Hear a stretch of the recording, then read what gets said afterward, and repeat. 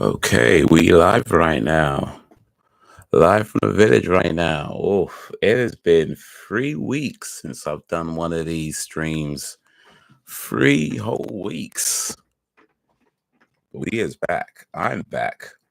I was in Saudi Arabia for 3 weeks, and now I'm back live.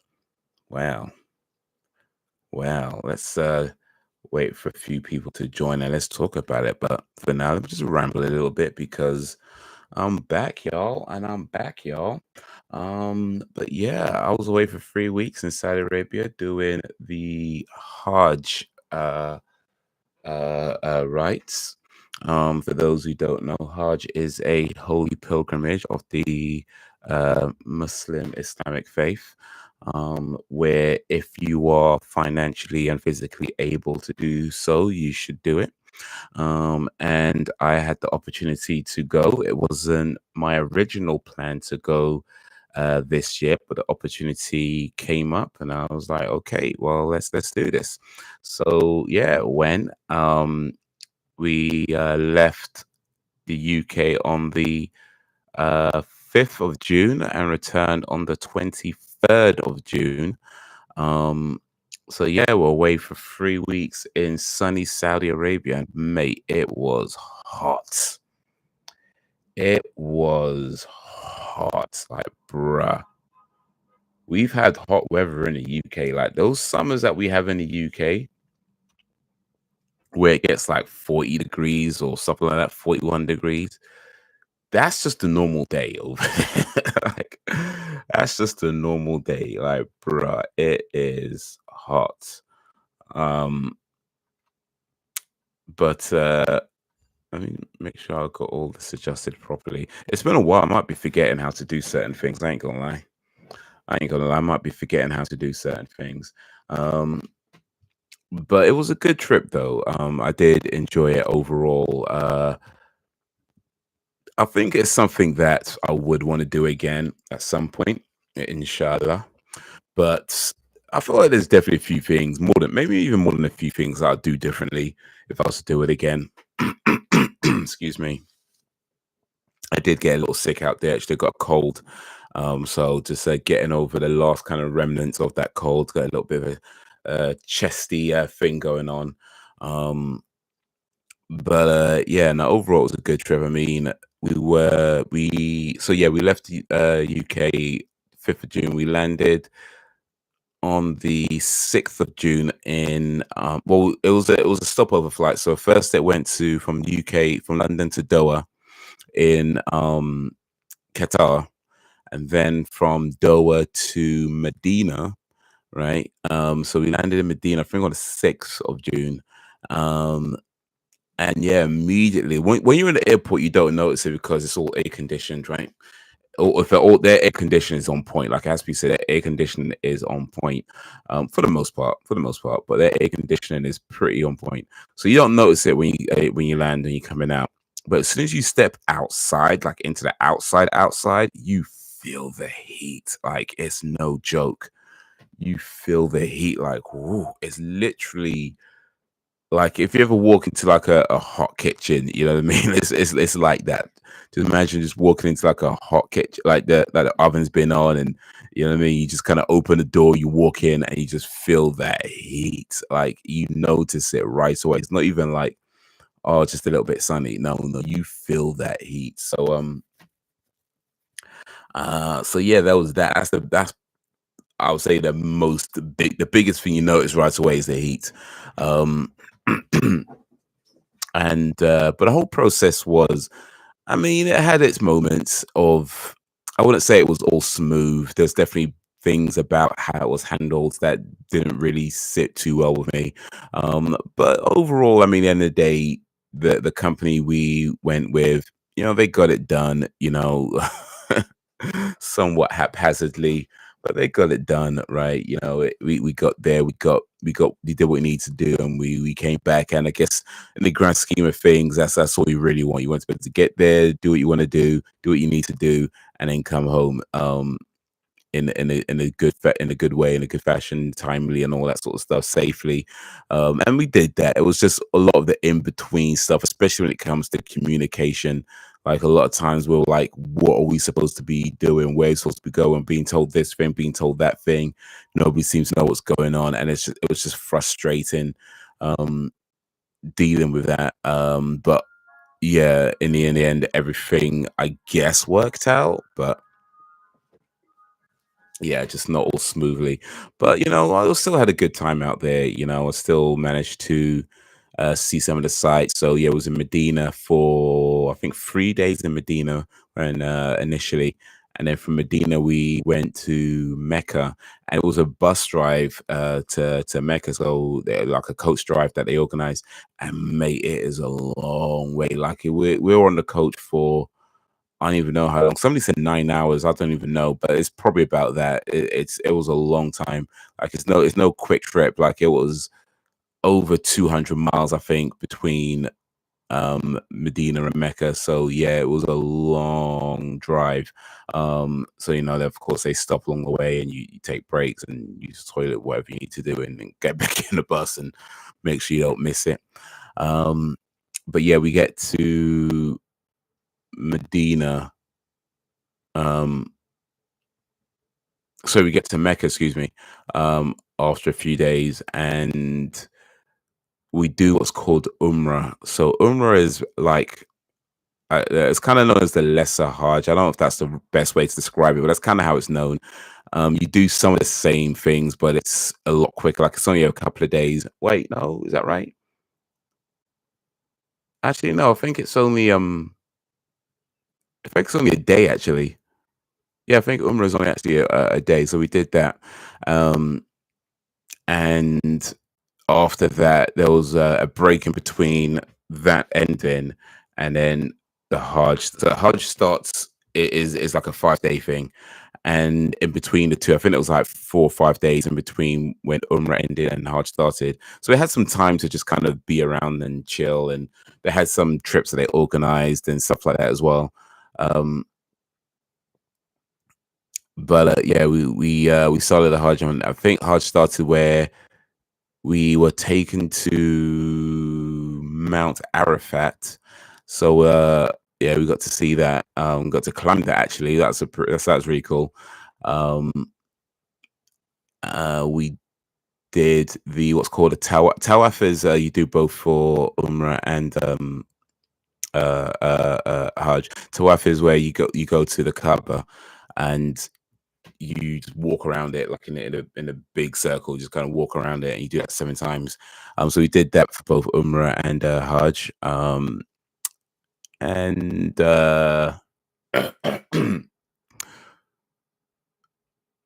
was in Me. Oh yeah, went to Mina, which is sort of what's kind of in Mecca. It's kind of like a little bit, maybe a little bit outside Mecca. But Mina is like a campsite, is basically, and it's just a massive campsite.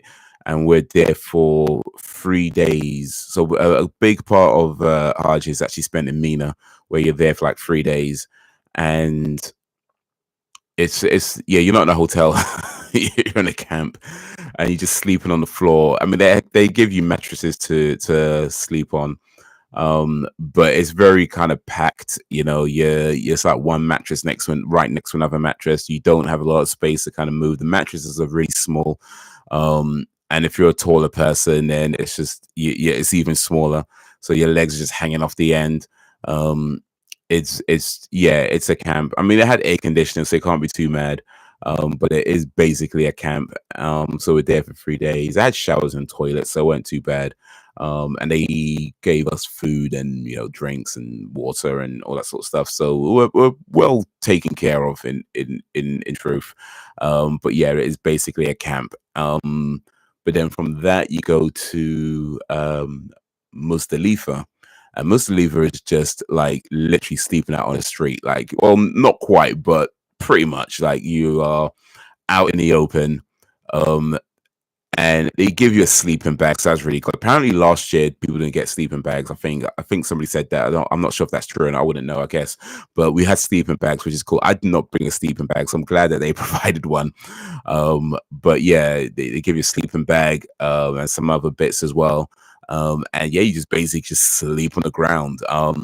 They have it fenced off though, which is cool because I mean, you're not completely exposed, and you are with the group that organize it for you. So whichever group that organizes the whole thing for you, you stick with that group.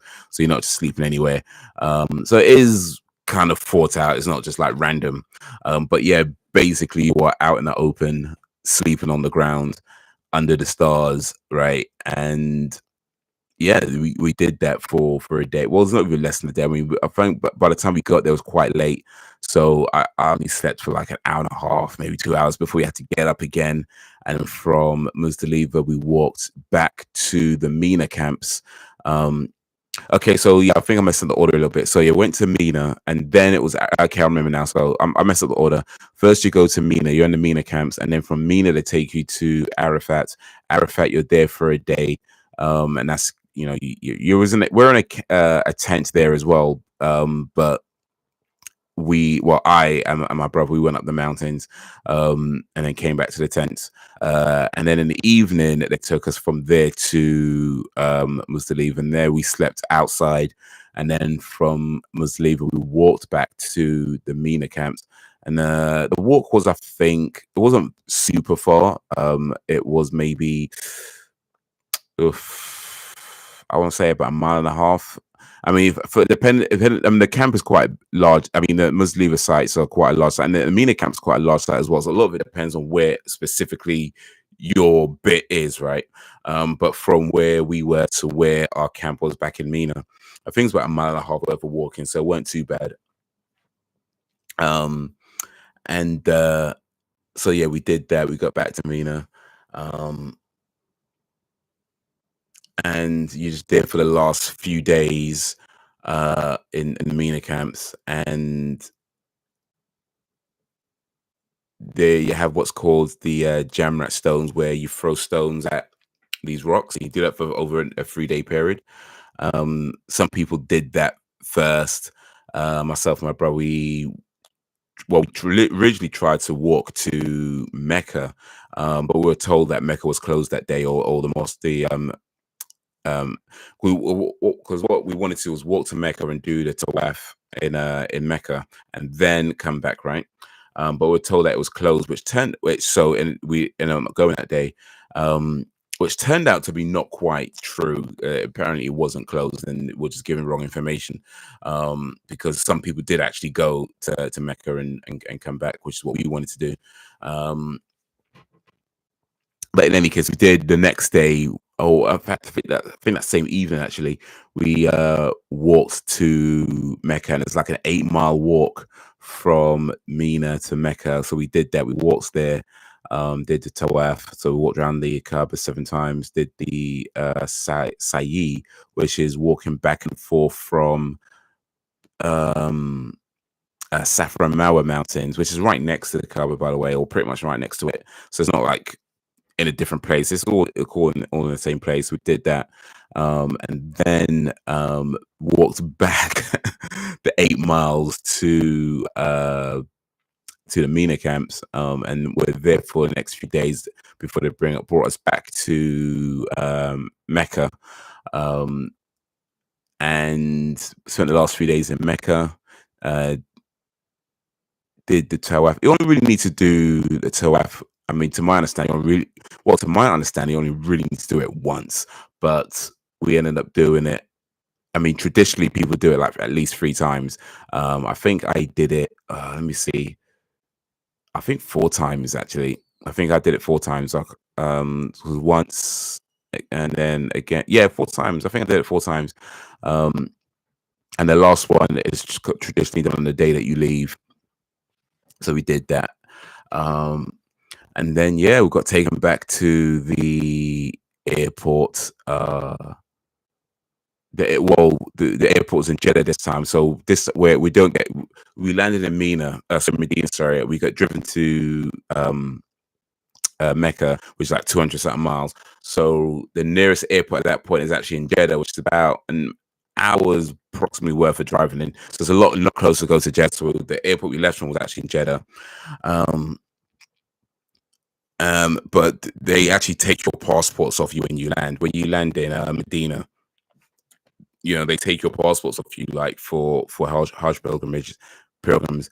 I'm not sure the exact reason why they do it that way. I mean, I don't know. I mean, you get told things like, "Oh, in case you lose it and this that," but we were never really given an official reason as to why it's done that way. But apparently, I've been doing it for at least a few years. Just they take your passports from you and then they give it back to you when you're leaving. So that's what happened. We had to get our passports back. And yeah, then leave. And then on the way back, we our flight so it's a connecting flight again. So our first flight got delayed, which meant that we would miss our connecting flight. So the airline put us up in this hotel for I think like 5-6 hours while waiting for the next flight, which was pretty cool. It was a nice hotel. I ain't gonna lie, man. They put us up in a nice hotel and they fed us good. Like we ate well. So can't be too mad at that. But yeah, came back, got the next connecting flight back to London, landed, went home, and oof, it was a good trip, man. It was a good trip. Like I said, there's a few things I'd want to do differently if I was to do it again, but overall, it was a good trip, and good learning experience. You see people in a light, shall we say? Yo, what up, Sam? Sam B in the place to be. How is ye? After 3 weeks. Man, did you miss me? 3 weeks of no streams. I'm sorry. Hopefully this won't be happening again anytime soon. But it's a once in a lifetime. Well, they say it's kind of a once in a lifetime thing, but at the same time, people say that, but then there's also people who do it every year. So it's not quite a once in a lifetime thing for some people. I think for myself, it's potentially a once in a lifetime thing. Hopefully, God willing, one day I'll get to do it again. But like I say, I think if I was to do it again, I'd want to do it differently. Like 3 weeks is long. Like I don't think it needed to be 3 weeks. And I was looking into it. There are options where you can go for just like 10 days. And I feel like 10 days is ideal because 10 days means you can land, rest up for a few days, do what you need to do, which is like a 5-day period, rest up for another few days and come back. Like that seems ideal to me. So yeah, if I was to do it again, I don't think I'd do 3 weeks. It's a bit long. It's a bit long.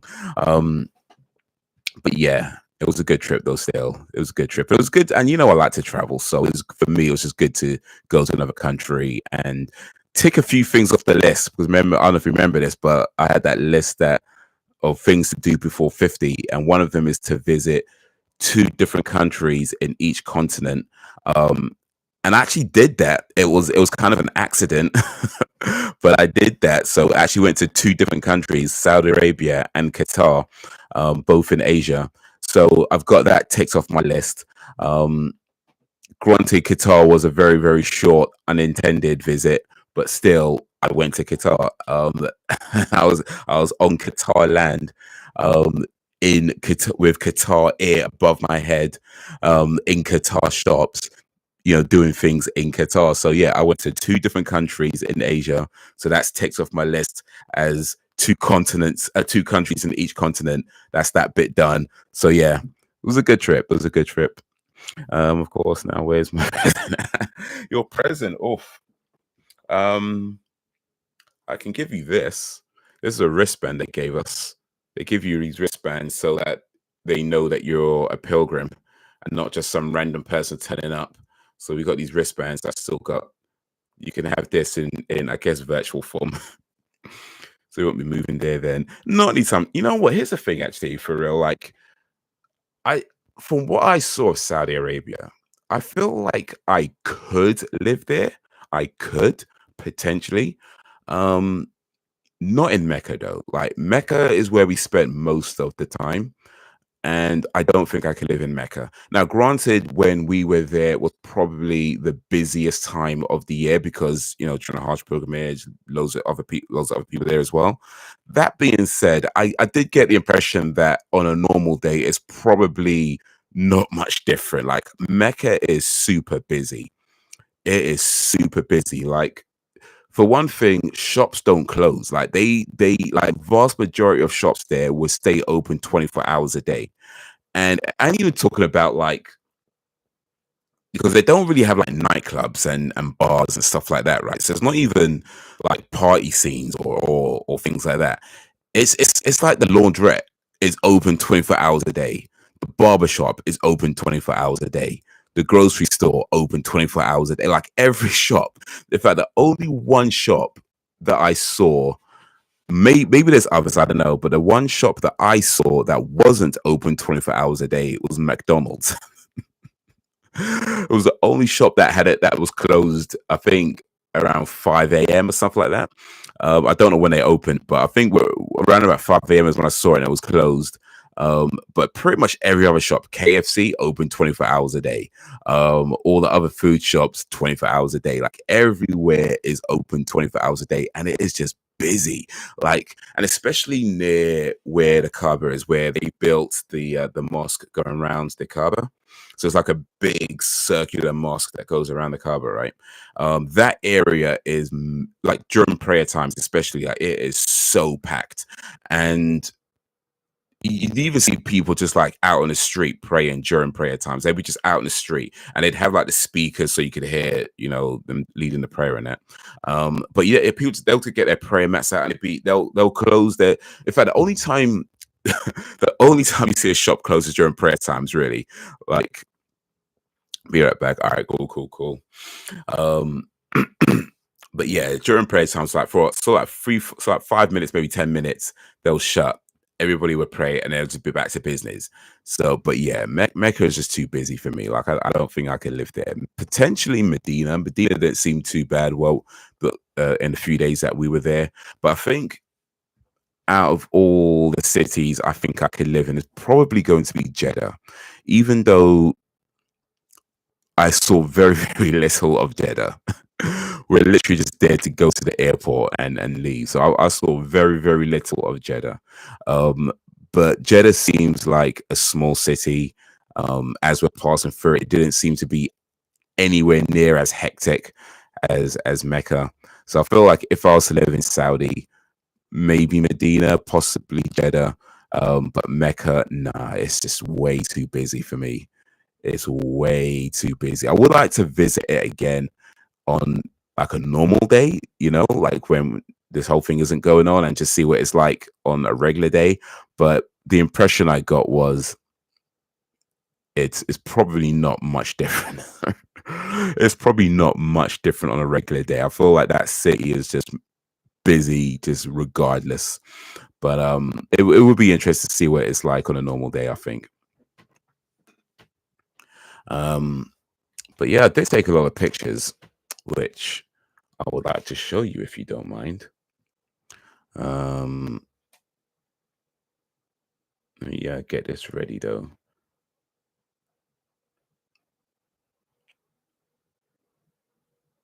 Let me get this ready.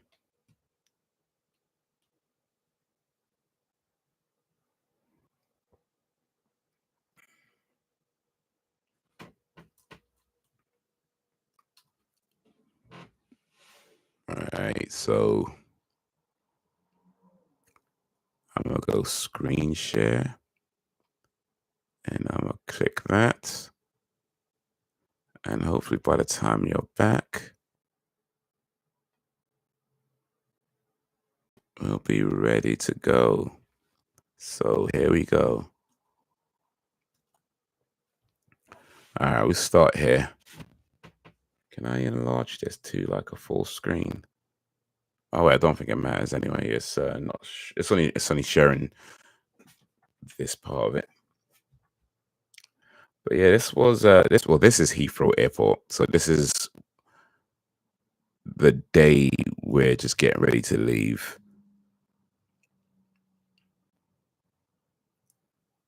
cloudy day in London. I could probably skip through some of these beginning photos actually because I ain't gonna lie, they're probably not even that interesting. But that was Heathrow. This was on the flight to so it was yeah, it's a stopover flight. So a connecting flight rather. So it was London to Doha, then Doha to Medina. This was on the flight from London to Doha, which was I think a 6 hour flight, like 5, 6 hour flight. It was a long flight still. It was a quite long flight. And we flew with Qatar Airways, which I ain't gonna lie, they were pretty good. I got to give credit where credit's due. Qatar Airways were a pretty good airline, very fancy, at least by my standards. I mean, I'm usually flying like budget, so the fact that they served you food that you didn't have to pay extra for the food, I was like, yo, are you serious? Because often when I fly, they're just nickel and dime you on everything. You know, you want food, you got to pay extra for it. Like you want a coffee, yeah, you got to pay extra for that. And they have their machines out to collect credit cards. They charge extra. And it was good food as well. And they had in-flight entertainment. They have to pay extra for that. So this is me watching Flowers of Killer Moon. No, Killers of Flower Moon rather on the way to Doha before catching another flight. And it was a good movie. I actually quite enjoyed that movie. It was based on, I believe, a true story or true events. Um, so it's not an easy watch, knowing that. And definitely it deals with a very, very harrowing parts of human history. But yeah, sometimes these stories got to be told, man. And I think they did a good job of telling it. Um, it was something I didn't know about, and now I have a little bit of info on something that happened, and that's important. So yeah, Killers of Flower Moon. That was a good movie. This is some of the food we got. So that's like a apple juice, and I forget what that food was, but that was on a plane on the way there. Uh, took a little snappy snap of that. It was good food though, like both on the way there and on the way back. They did serve good food. Like the only thing is that I probably should have selected the meat option. I selected the vegan option because I'm always a bit cautious about food on airplanes where you don't really know what you're getting. And so I usually select things like vegetarian or vegan just because it's a little bit safer, when you don't really know when it comes to meat and you don't really know what you're getting, you don't know how it's been cooked, you don't know and but yeah, I feel like if I was to fly there again, I'd be fine with the meat option because they seem to be cooking their food well. Like I'm pretty confident in Qatar Airways now to select meat option on the next one. But yeah, vegetarian foods. If I'm not sure about how it's being cooked or what they're serving, I'll most likely select vegetarian just because even if you don't like it, it's just a safer option because it's hard to mess up vegetables. You know what I'm saying, like you'd have to be trying to mess up vegetables. Yo, Sam is back, yo. Appreciate you coming through and stopping by as I show some pictures. This is some pictures from the flight, by the way. So let me just back up a little bit. That was Heathrow Airport, and I was watching Killers of Flower Moon on the way to there. So it was like a flight from London to Doha, then Doha to Medina. That was on the flight. It was like a 6 hour flight, I think, 5, 6 hour flight. And that's a 3 hour movie. So yeah, plenty of time to watch that whole movie. It was a good film though. Good film. This was in Doha Airport. Getting a coffee at Doha Airport. And they wrote on a cup, "Have a lovely day." So that was quite nice. It was a Starbucks, by the way. So yeah, went to a Starbucks. And this was, I think, in Doha Airport. Was this Doha Airport? I can't remember. I might have the info somewhere.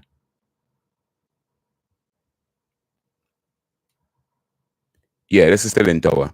So this is just me taking a picture of myself because I was tired, and that's what that was.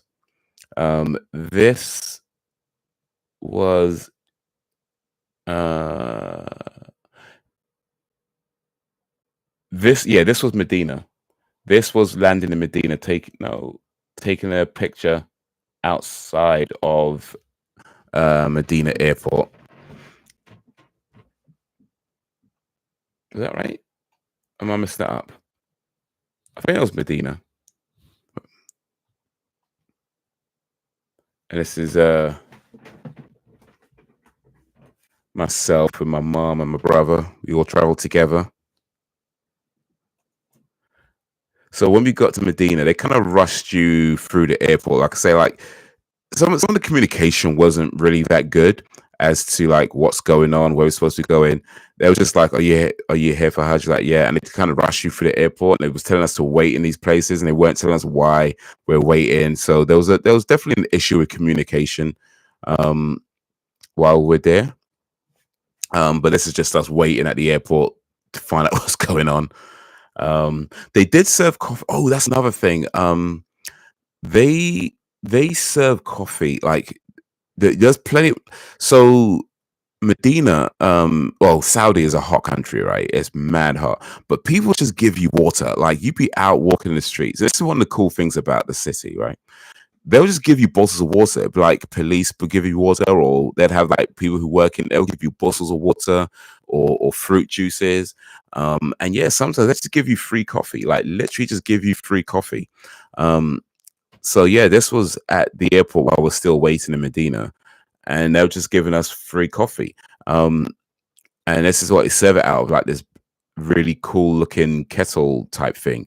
And granted, it was that's the cup they give you. It's a small cup of coffee. I don't get too excited. It was a very small cup of coffee, but even still, just the fact that they give you free coffee, I thought was really cool. You know, I was like, I'm impressed with that. I'm impressed with that. They give you free coffee, free water. I was like, all right, I can dig it. I can dig it. So this is when we finally got out of the airport. We was on a bus taking us to the hotel. Um, and this is just outside. Well, actually, they took us to one hotel, but we couldn't. It was a bit weird because they didn't actually take us to a hotel we were staying in, right? I might have to go there for real. You just people just give you. It's so mad. Like you be walking down the street and people just be giving out water, like free bottles of water. And then yeah, or in a hotel, you come back, and they drip, bro. Listen, yeah, I have like a time limit. I feel like most people have a limit, have a time of the day where they don't drink any tea, don't drink any coffee because it's too close to bedtime. Yo, these guys be drinking coffee at like 8 p.m.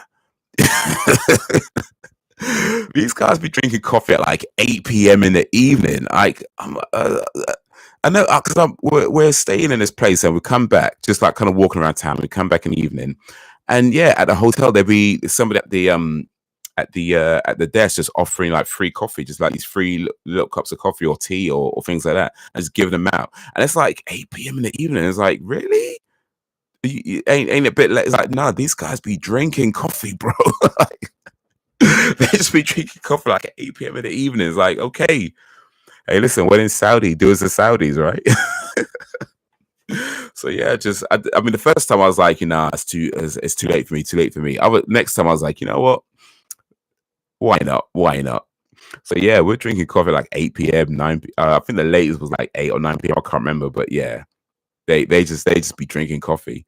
They must have a very high tolerance. So for real, for real. Like, I mean, granted, I mean, it's not like the coffee there. I mean, they have two types. I mean, the one that they give in the evening is kind of a small cup. So I guess to be fair, it's not like drinking a massive. You know what I mean? But even still, it's still it's coffee. It's still caffeinated beverage in it late in the day. Um, but yeah, this was like one of the streets that's just outside where they took us because they took us to this place where we weren't actually staying, and then we had to wait there to be taken to the place that we were staying. I don't know why they did it that way. Like I said, it's an issue of communication, and it was just kind of weird a lot of the time. But that was where we waited to be taken to where we're staying. Um, this was what's it called? I think I got it in map actually. Here we go. Al Masjid and Nabawi, which is it translates as the masjid of the prophet, where inside that, right, I mean, you won't, I ain't got a picture of it here, but inside is the first mosque that the Prophet Muhammad built. And it's kind of a small area because, one person building it's not going to be massive, right? And since then, they've built this massive mosque around it, right? So that's what that is, just what's been built since then. It's been expanded multiple times. I think they're still expanding it. It is huge. Like, this mosque is absolutely massive. And I was reading online, actually, I didn't know this when I went there, but I was reading online that it's the largest capacity mosque in the world and it holds around 600,000 people. Can you believe that? This one building holds around 600,000. That's more than a Taylor Swift concert. That's more than a Beyonce concert. This one building holds around 600,000 people. It is huge. It is massive. And they clearly spend a lot of money, you know, maintaining it and, keeping it clean and all that kind of stuff. In fact, one thing I noticed about this in Medina, where this mosque is, also in Mecca, where the Kaaba is, right? The area around the mosque is super clean. Like, it is spotlessly clean. Like, when you're there, that's one of the first things I notice is that how clean the city is. Or at least that section of the city is, because as I found out later, when you start to venture away from that area and you get more into the more common side of the city, not so much. Not so much. But yeah, the areas around the mosque are spotless. They spend a lot of money keeping it clean. They really do. And it's. I remember I got some food from a nearby place, and I started eating, and then I was kind of thinking, wait a minute, am I even allowed to eat here? Because I wasn't sure. Like, because it's so clean, right? You kind of thinking like maybe people just don't eat on the streets here. Like, you just get you. And the thing about the food, the restaurants there, is that most restaurants you can't actually eat inside. Like, they just have counter services. Even like KFCs and McDonald's and things like that, they just have counter service. So you get your food and you go eat it somewhere else. And because you can't eat at the restaurant, I'm not sure if I could eat on the street. This place is super clean. I don't want to mess up. I ended up just walking back to my hotel. It wasn't far. It's only like a 5-minute walk. But I just ended up walking back to the hotel and eating there because I was like, I don't know if I'm allowed to eat. From what I can understand, you are allowed to eat out on the streets. But generally speaking, a lot of people don't. And especially near where the mosque is, a lot of people tend not to. But yes, there's no, from what I can gather anyway, there's no specific law that prohibits you from doing it. It's just not really a common thing. At least not in those areas anyway. That's me with a sun umbrella, which was pretty pointless because those things behind me is actually block out the sun anyway. That was, I can't remember what's time. That was in the evening. I was checking the temperature. This is like 44 degrees and it was like 7 p.m. When I say it's hot out there, it is hot out there. It is so hot. It is so hot. That was a food place that I went to in Medina. Jawahir Al Medina for fast food. And that's what I got. It was a burger with some chips on the inside. Pretty basic. Probably because people are scared to. You know what? This it's probably not even that. What? Not that. I mean, something messed up my words. It's probably not too far from the truth. It's probably not too far from the truth. But yeah, they definitely. I mean, they have like a lot of. Here's the thing, like they like in the mosque themselves, like they do have a lot of people who work in the mosque, like security and cleaners and things like that. That spend a lot of time keeping it clean and orderly, and it's all cool. And then they have like street cleaners. Like, of course, you've got street cleaners over here. That's nothing new. Of course, they have street cleaners, but what I noticed is that especially as you get further and further away from the actual mosque area, like maybe not super far away, but just a little bit further away from the mosque area, the street cleaners tend to beg for money. Right? They would come up to you and they would be like, "Assalamu alaikum," and they would just stand next to you and they'll just be like, "Assalamu alaikum." Assalamu alaikum. I'll just say that, right? And I just stand next to you. And I not from around here, so I'm just saying wa alaikum salam as a greeting him back, right? He says Assalamu alaikum to me, I say wa alaikum salam back. But they're just standing next to you. And then it kind of like occurred to me that, oh, he wants some money. He's kind of standing next to you like, it's kind of a thing. Like sometimes people do give them money. Like I did see other people doing it as well. I saw one other person doing it, just giving the street cleaners money, and I did it myself as well. I got some change from some shop I was buying some food from, so I gave him some of the change. But it was kind of a weird thing because you'd think like if you got a job, why are you begging for money like that? And when I looked it up online, what I found out, right?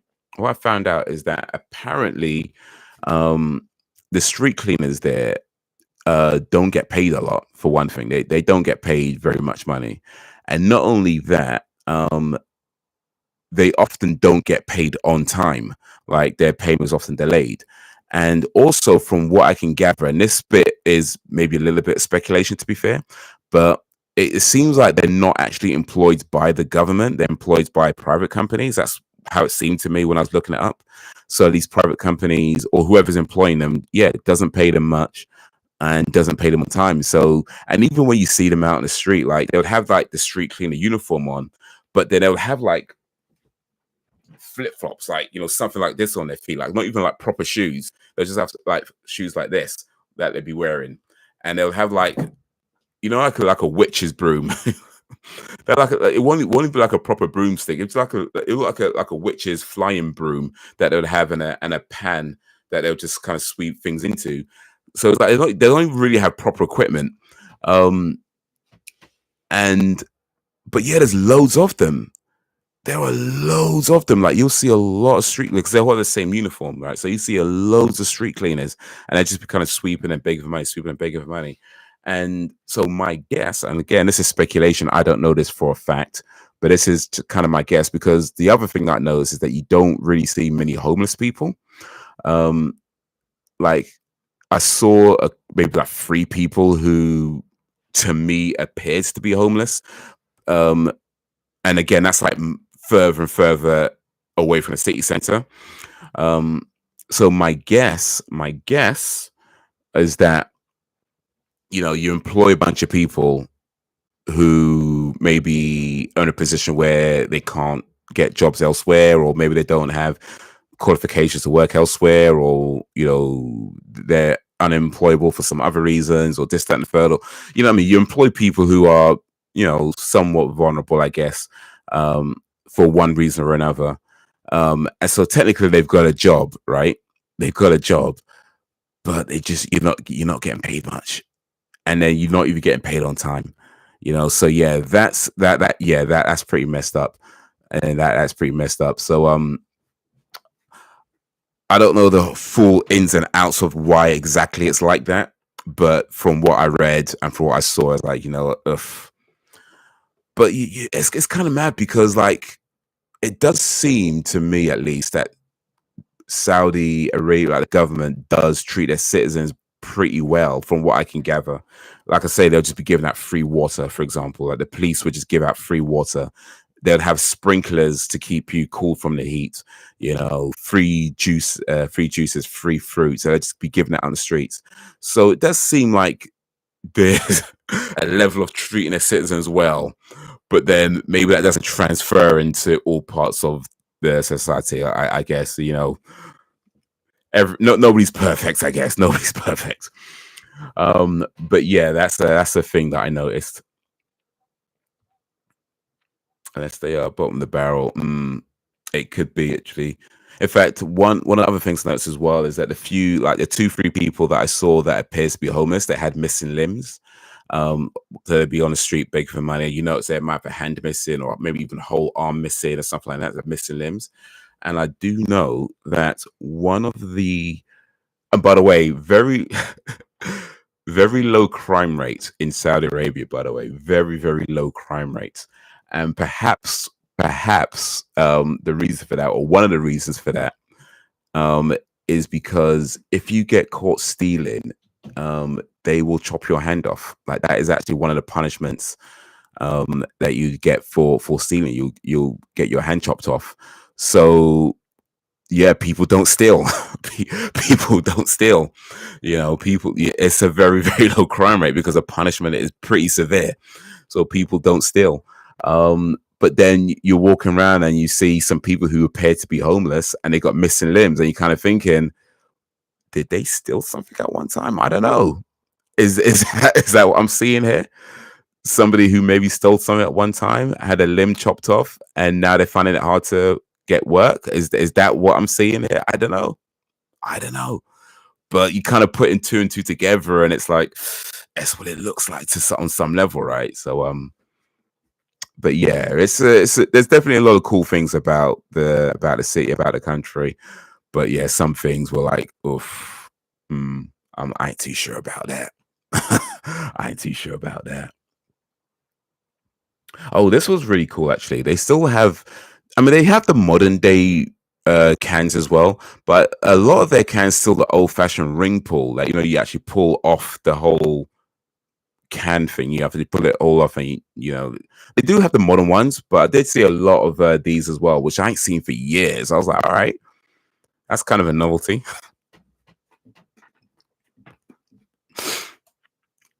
But that's what I mean about keeping people cool. To have these fans, and these fans would literally be blowing out water, air and water. So like that misty thing by the fan, that's water coming out. And they'd have those all over the city, maybe not all over, but in a lot of parts of the city where they're just blowing out water and air to keep everybody cool. So yeah, there's a lot spent on keeping people cool. And that was a locust, because I don't see very many locusts. I was like, all right, I want to take a picture of a locust. I don't see very many locusts where I'm from, so that was a locust that I saw out there.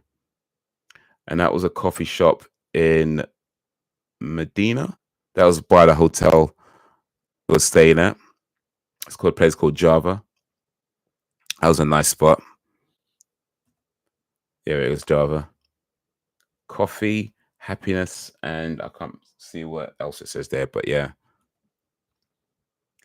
That was at the mosque again, and that's me. Oh, so here's the thing: the company that we traveled with is actually a Nigerian company, and the reason why we went with them is because it was so the way they handle Hajj visas is that every country has like an allocated number, and some countries get allocated more numbers than others, right?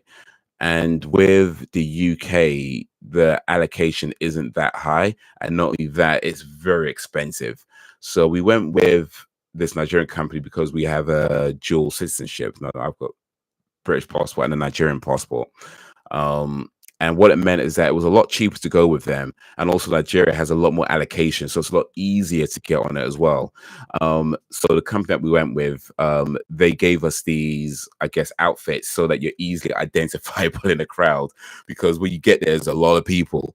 And so if everybody's wearing like similar outfits, then you can very easily recognize who's in your group.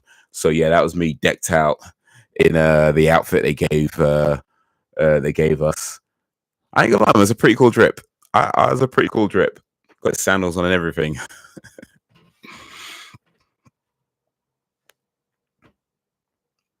That was just some things we saw near the just walking around the city.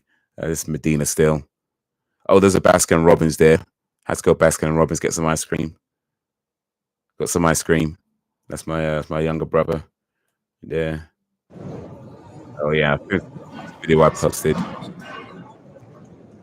So yeah, just like inside the mosque. But yeah, it's so huge, man. And that was one of the places they took us. I can't remember what that place is called actually, but does it say here actually? Oh, there we go, Masjid Kuba. They took us there, so just inside there. And that's the group that we're traveling with, or some of the members of the group we're traveling with. Oh, you're allowed to feed pigeons out there, by the way. Like we can't feed pigeons in London. Like there's very, very few places you're allowed to still feed pigeons in London. In fact, I'm not sure there's any anymore. There used to be um quite a few. Like I know it used to be at Trafalgar Square, you were allowed to feed the pigeons at one time. They've stopped all that. Like these days, you can't. I mean, people do feed pigeons in London. I'm not saying it doesn't happen, but in terms of being allowed to, like, you're not really like you see a lot of signs saying "Don't feed the pigeons, don't feed the pigeons." So you're not really allowed to do it here anymore. But yeah, over there you can feed pigeons. There'd be people selling you bird food, bird seeds, which I'm sure they gather up at the end of the day and resell it to you again. I mean, I'll do that. Why not? You know, but you buy bird seeds for like I think it's like 5 real, which is maybe like a pound something, like maybe like £1.10 or something like that. And yeah, just buy a bag of bird seeds and just feed the pigeons. Um, yeah, one can get fined for. Oh, what up, Dan? Belgian D, and a place to be. How is ye? You can get fined in Belgium. Damn. Over here in London, I might depend on the area. Like I know, like near where I live, like there's places where people go to feed pigeons and birds and stuff. But you see the sign saying "Don't feed them," so you're not really supposed to do it. As far as I know, nobody fines them for it. But yeah, you're not really supposed to be doing it.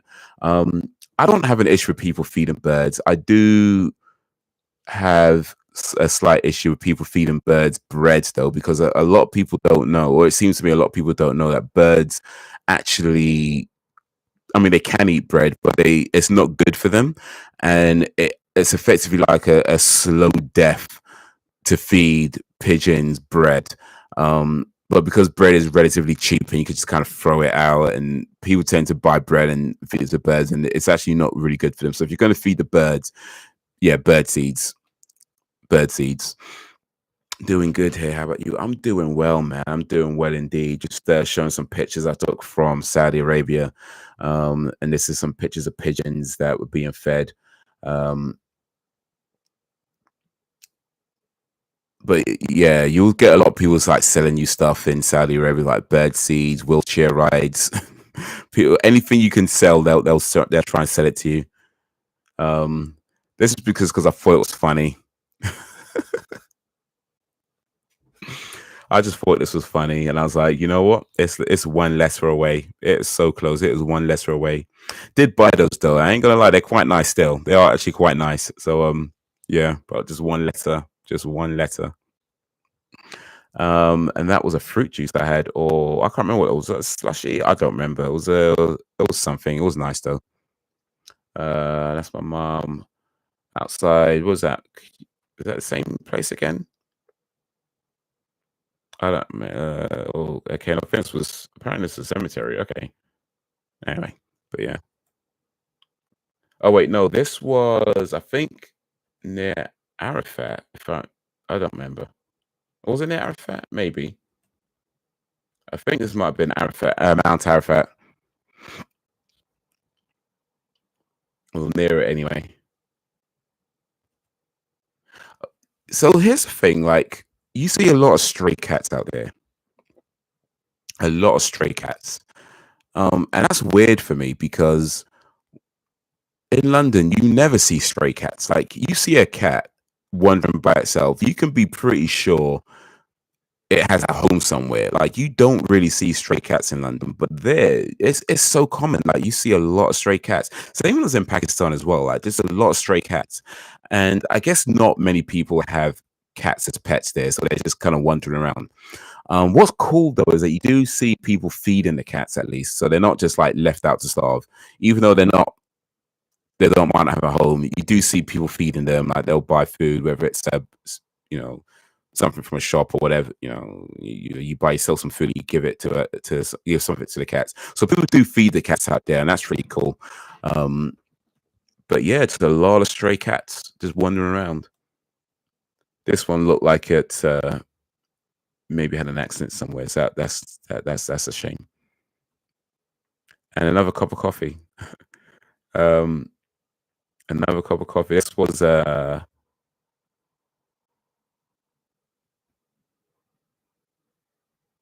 think yeah, this was in the evening. This is me doing as a Saudis, drinking coffee in the evening.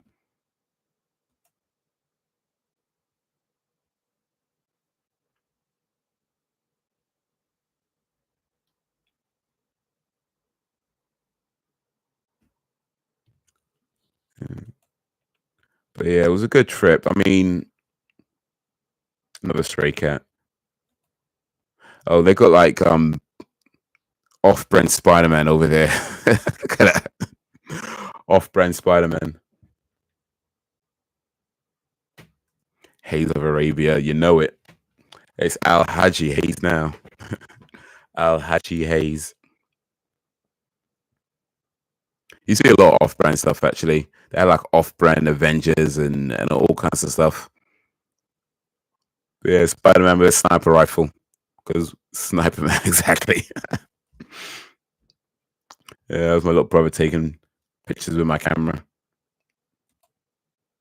That's me. Oh, so this is what's called Iram cloth.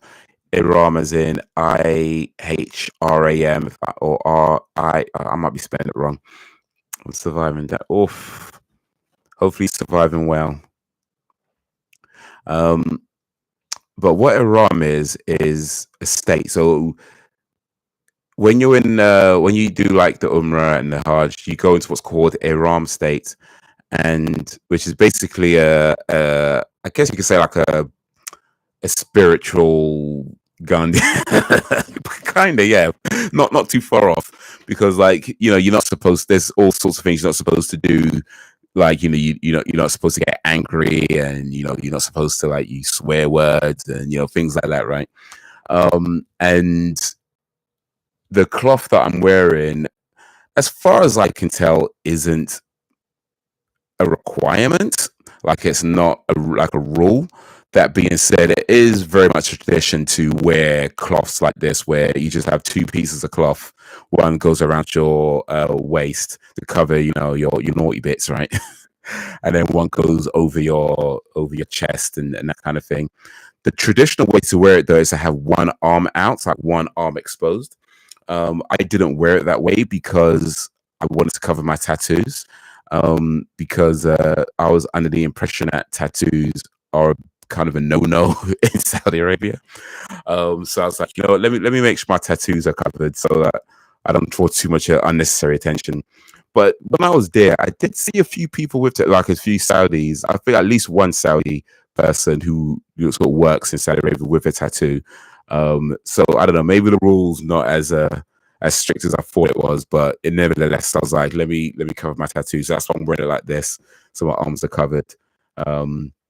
But yeah, and that's myself, my brother, my mom, all getting ready, and white mamu, some food, because I take pictures of food. Why not? I can't remember what that tasted like. I think I did like it though.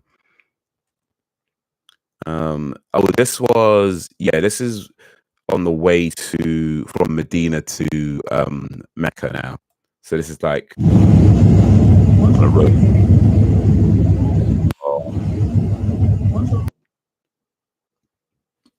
And then we stopped along the way, and they did feed us. Like they did, I ain't gonna lie, they fed us pretty well. They did feed us pretty well. And this is the cover. So the cover is for when we pray, like that's the direction that you face. So that's it. That's what we that's the direction that's me standing in the place where people direct their yeah. That's it. That big cube building. That's it. So yeah, got to see it, which is pretty awesome. And take a selfie because that's what we did. One Direction praying, exactly. Let me take a selfie because you know what I mean, standing in front of this. I don't even know how old that building is. Like, I mean, it was originally built, I think, like so the story that I understand is Prophet Abraham built it, right? And that I guess would have been like I don't know, 1,625 years ago. I don't know. He would have built it. But since it's been built, there was a fire that destroyed it, so it's been rebuilt. It's gone through various, renovations and things like that over the years as well. So, when you see it, it does look very new. Like when you actually see it, it looks very clean, very new. and I guess that's why it gets renovated every so often. So it's technically not the exact same building that would have been built, 5, 6, 7,000 years ago, whatever it was. Um, but it was it's not. I mean, I don't want to say it's not important, but because it's less about the building itself, it's more just that's the direction that you face. Um, the building is ultimately just a building, right? But that's just the mark of the direction that you face. But even still, I got to see it and take a selfie because, hey, that's what us modern kids do. We take selfies. Yeah, that's me with the fam. So that was a really cool picture, I think. And that's a clock tower.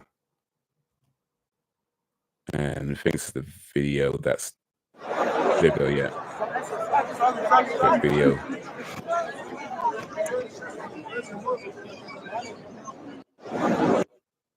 And getting me there was this place nearby, right?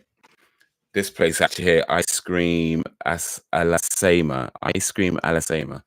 And they had the nicest drinks, bro. Like they had they call them slash, SLASH. And I think that's just because like in Arabic there's no real U sounding word, so they don't really say slush. It comes out as slash. That's what I'm thinking anyway. But whatever you call it, it don't matter. It was so good. That was like a mango strawberry mix. And I think another fruit was in it. I forget which other fruit was in it. There's like 3 different fruits in there were mixed together. And bro, it was so good. Yo, what up, Frozen G? Frozen G in the place to be. And there's a pregnant stray cat right there. And that's the hotel staying in the Medina. The staff there were really nice. I got to give a shout out. I got to give props to the staff. Like the staff in that hotel were really good, really helpful. Really cool, really kind, and always saying hello. They give you free water as well. Like everybody gives you free water. It's madness. Oh, this was one of the best. This was probably the best place we went to. I ain't gonna lie, man. This was probably the best food spot we went to. Place called Shawarma Vaps. Went there like 3 or 4 different times. I think it was so good. Like that was the spot, man. That was the spot. Shawarma Vaps, and we got that. It's called the Shawarma Arabia, which is like chips, kebab, some dips, some pickled vegetables. That was so good, man. That was so good. And we got this. Listen, we don't get Mirinda, citrus Mirinda over here. We only get like strawberry and orange. So I've heard about a citrus Mirinda, and I was like, okay, now that I'm there, I want to try it. So I got to try the citrus Mirinda. It's pretty good, man. I ain't gonna lie, man. It is pretty good. It is delicious. It was so good, man. I had that like at 3, 4 different times. It was so good. And that's me getting some coffee. This was just instant coffee, but still coffee nonetheless. I had a lot of coffee out there. Oh yeah, this is like I say, when prayer time comes, it's the city is so busy and people just pray on the streets. They'll just stop their business, stop whatever they're doing, and just pray on the streets. Um, so that was that. People just prayed on the streets. Yeah, enjoy it, fam. Appreciate that. I appreciate that, Frozen G. It was a good trip, man. It really was. And this is like when I say Mecca is too busy, like for me to live in, like this is what I mean. This was like 5 a.m. right? This was 5 a.m. and look how packed this place is. That's an example of just how this city just does not sleep at all. That was 5 a.m.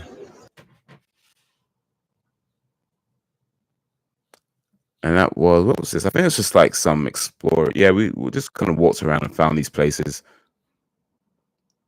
Did you like the reception? Nice. Oh, we got a good reception. I feel we got a good reception. I think people there were pretty friendly. Like, you know what? The cops there, like the police there, right? Because we hear about how Saudi Arabia is really strict and this, and I'm sure there's truth to that as well. I'm going to say it's not true, but because we hear all these stories about Saudi, when you get there, I'm like super apprehensive about everything, and especially when it comes to police, because like police, you don't always have good interactions with police, right? But I gotta be honest, man. The police out there were really nice. They were really kind, friendly. You know, they were super chill. Maybe sometimes a little bit too chill. But yeah, like I thought the reception was pretty good, and you know the police were friendly. Like there was one time where we were walking, and it was myself, my brother, and a couple of people that we met along the way. We're all walking in the same direction, and I see this policeman just walking up to us, right? And by the way, the way the police dress, they're very kind of like military inspired, like their security, their police, a lot of it is very military inspired. So when you see them, they look like they mean business. They don't look like they're there to play. Like everybody, like security, police, all that, they look like they are not toying with you at all. No joke. Like they don't look like they come to joke. Like they look serious. So myself, my little brother, and two other people that we met, we're kind of walking, and I see this policeman just walking up to us. And to my eyes, he looks serious. Like he looks serious. And I'm thinking, damn, are we in the wrong place or something? Are we, you know what I mean? I'm thinking all kinds of things. This guy walks up to us, right? And he's like, would you like some dates? He just wanted to give us some dates, like date palms, like packets of dates. And he just gave us some dates. Like he just gave us some dates. I was like, okay, thank you. By the way, if you like dates, then yeah, you definitely want to be in Saudi. Like they love dates out there. Like they eat so many dates. I mean, me, I don't mind dates. They're fine. I'll eat them if you give them to me, but they wouldn't necessarily be my first choice. But yeah, they eat a lot of dates out there. Like it's probably their number one fruit. I'd imagine they eat a lot of dates. But yeah, the dude was just like walk up to us and he looked serious to me. I was like, hey, would you like some dates? I was like, okay, thank you. And it'd be like that, you know. It'd be like that. People people just be giving you. I was saying, like, people just give you free water as you're walking on the streets, free bottles of water, or free fruit juices sometimes, or free fruits. They'll just give it to you. Like, all right, thank you. You know. The last two interactions I had with police was one having to get off my bicycle for an alcohol test, and two police officers that were looking for someone in the building I live in. See, it's me. When you have it, when police approach you, like the things that go through your head are like, oh, nothing good is about to happen. Nothing good is about to happen. How many times has a policeman approached you and just said, "Would you like a bottle of water?" Like it doesn't happen, right? It doesn't happen. Except in Saudi, you know what I mean? It does happen. It doesn't happen except in Saudi. People just walk up to you, be like, "Would you like some water? Would you like some dates? Would you like some fruit juice?" Like it doesn't happen. So yeah, I was super apprehensive anytime a policeman approached me or looked like approaching me. I was like, I don't know, man. This is this. But yeah, the police are pretty chill out there. They're pretty chill. Can you guess what this is, by the way?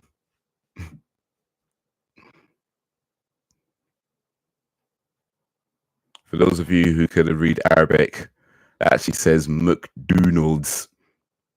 McDonald's. But yeah, that's the McDonald's that we went to. McDonald's, yeah. I wonder if you can see it in the picture here. It might be, yeah, it might be blurry here. But they actually have two separate counters. So you have a counter where women would order and a counter where men would order. And on the other side, I think the other picture you might see a bit clear actually. Or maybe not. But on the other side, you have the place where men would receive their order and women would receive their order. So they have two separate queues, one for the women, one for men. Not everywhere does that. Not everywhere does that, but some of the bigger, like a bigger as in larger shops would do that, where they have one queue for women, one queue for men, and then you receive your order, queue for men, queue for women. But smaller shops, as in smaller in size, not necessarily smaller in like I don't mean money type big, but like just smaller in terms of physically smaller shops would just have one queue. But yeah, physically bigger shops, you'll see them out have two queues and that kind of thing. But yeah, that was a McDonald's out there. And the ice cream machine wasn't working. The ice cream machine was not working there either. So it's a thing. It's a thing. And that's the Big Mac that I had. Oh, they had this place where you could get like the bakery. And they had these croissants. This one was like a croissant with strawberry on the inside. It was so good, man. It was so good. Where do non-binary people go though? Oh, you know what? So if you are um let's say in the LG any of the LGBTQ letters, you probably don't want to go to Saudi Arabia. I ain't gonna lie to you. You probably that's one place you probably want to avoid. Like I say, I enjoyed it. I had a good time out there. Um, Not everything. Like I say, not no place is perfect, right? And they definitely have some rules that are different to what we're used to over here. And one of those rules is, yeah, you probably don't want to go there if you're amongst those letters. I ain't gonna lie to you, man. It's probably not gonna. If you're gonna go and if you're going to go and you're willing to, you know, hide it, right?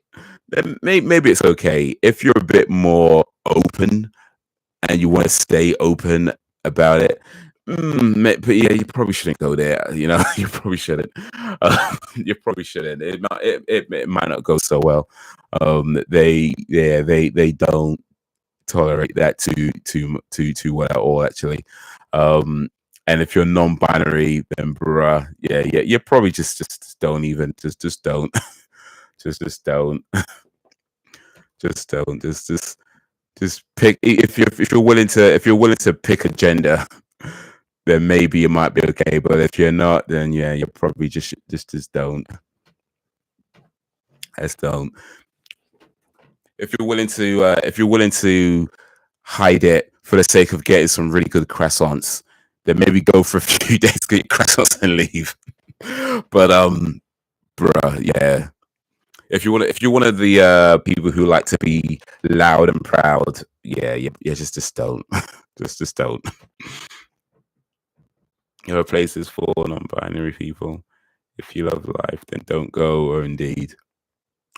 But yeah, I mean, it's actually on the British government website because what before we went, or at least I was looking at it anyway. But for I was looking up, what you need to do, what you need to get, blah blah blah, before you can go. Vaccinations and whatever things you need to know. So it's actually on the British government website where it says things like you need this vaccination, you need that vaccination, but then also it would also tell you things like Saudi Arabia has very different laws to the UK.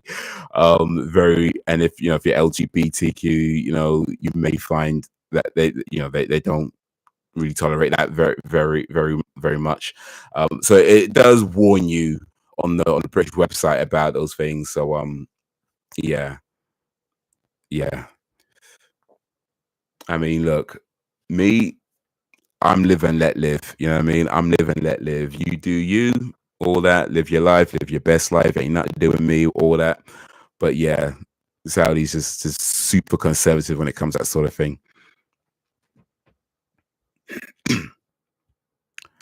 Sounds like possibly closet or close. Oh yeah, that pretty much. Oh, I mean, I don't know what I don't know if they kill you for that. I mean, I don't know what the punishment is. Um, I doubt they just kill you though. I mean, only because if you just kill somebody for being gay, then I feel like, especially when they're not a citizen of your country, it's a big international issue. You know what I mean? It's actually a pretty to kill somebody else's citizens. So I doubt that they kill you. Most likely, just get deported. Um, if they found out, you'll probably just get deported. I'm guessing, by the way, so don't quote me on that, and don't be running out there thinking, oh, it'd be fine. I'll just get deported. Yeah, maybe look up what would happen. I don't know. I'm just kind of guessing. But yeah, I know, like, just in general, countries generally don't just kill citizens of other countries when they visit. It's not really the done thing just because it's an issue. What did you think of the recitation? Hey, the recitation. Do you mean like the prayers? Um, I mean, this I'm used to prayers, so no, oh, fine, I guess. I know it's a wordplay, and the gels don't seem too luxurious.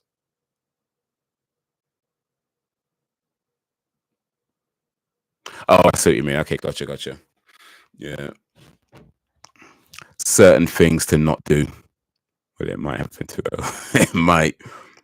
I know there's some parts of the world where if you're gay, like, and this is what I'm told, by the way. I don't know this for a fact. I don't know this for a fact. This is just something that I've been told that in Jamaica, for example, like if somebody's gay and you was to kill that person, like it's still illegal, like it's not allowed, but apparently the police, if they know you killed a gay person, apparently they just won't look too closely into it. You know, so it's still it's illegal to kill, and you can go to jail for it, of course. But if you kill the gay person, apparently the police generally don't look too closely into it. They might know it's you and that sort of thing, but they might just not look too close. That's what I'm being told. That's what I'm being told. So I don't know how true that is. You know, if somebody has more experience and more knowledge about that sort of thing, then let me know.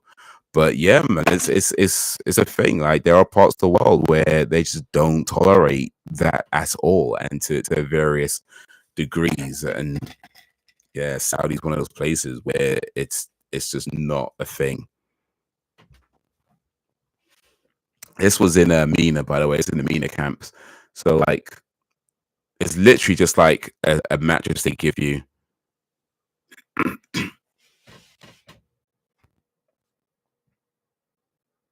They deliver you a mattress, and it's next to another person's mattress, and it's a small mattress. So you literally just sleeping right next to the next dude on their mattress, and yeah, face mask. What do I know? I mean, The Voice. Did you like it? The Voice. Okay, I'm not sure. I know what you mean. Sorry, Frozen G. Which voice is that?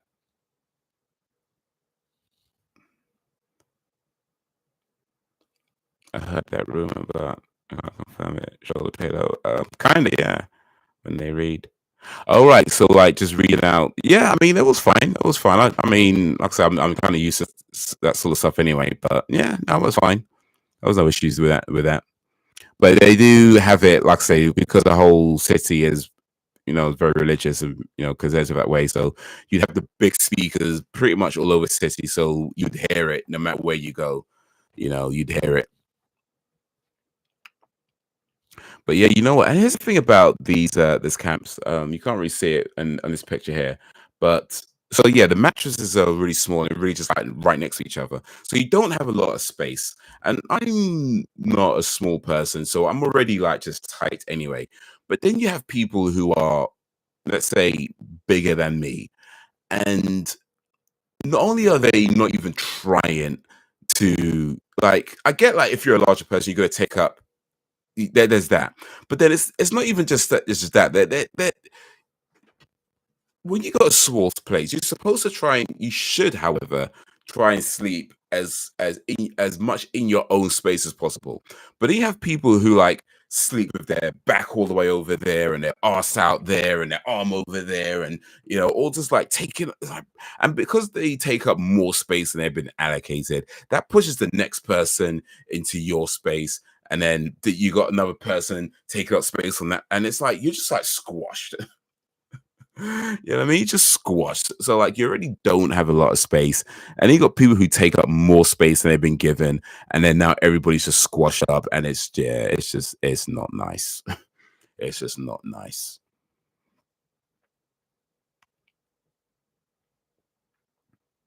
I've been a few times, had a hard time in Mina. Oh, because you've been on the on Hajj then. Okay. How'd it go for you? But yeah, the Mina camps, how do you sleep? Not very well. Not very well. You pretty much just wait till you pretty much just up until you can't stay up anymore because like it's so uncomfortable. Actually, I mean to be fair, the mattresses themselves aren't too bad. The mattresses aren't too bad, but Yeah, just but the fact that you got somebody taking up more space and you're just kind of cramped. It's kind of uncomfortable that way. So you just end up like not really being able to sleep until you're just too tired to stay awake. And that's pretty much happened. You're just too tired to stay awake, and eventually you just fall asleep, like, or just even in some awkward position where, yeah, just kind of legs over there somewhere.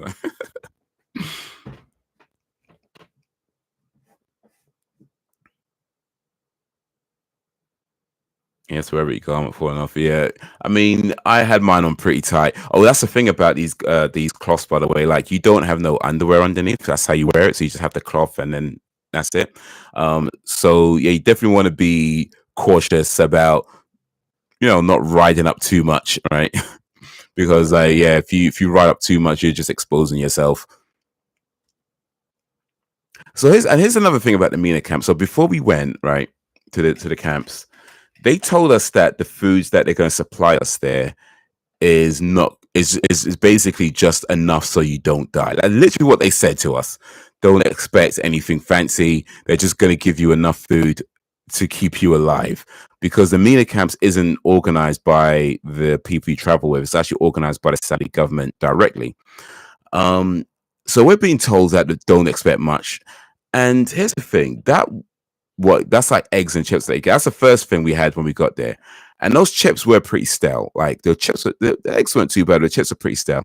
But aside from that, I gotta keep it honest. They actually fed us well in those camps. They actually fed us well. In fact, I felt like they fed us better than the company that we were traveling with. And so I wasn't mad at it. I mean, those chips were stale, so that was pretty off. But apart from that, the food was mostly pretty good. It wasn't amazing, right? It's not like the best thing ever, but it was mostly pretty good. And they fed us well. They kept us well fed, well watered, air conditioned. It was definitely a lot better than they made it out to be. So apart from the fact that people just take up your space when you're trying to sleep. Apart from that, it was fine. But yeah, that's another picture of the camp. So you might see a bit better. Like, it's just tight. You're just kind of packed out, and people just trying to sleep how they can. So yeah, there's another picture. See how close the mattresses are to each other. Yeah, it's one of singing.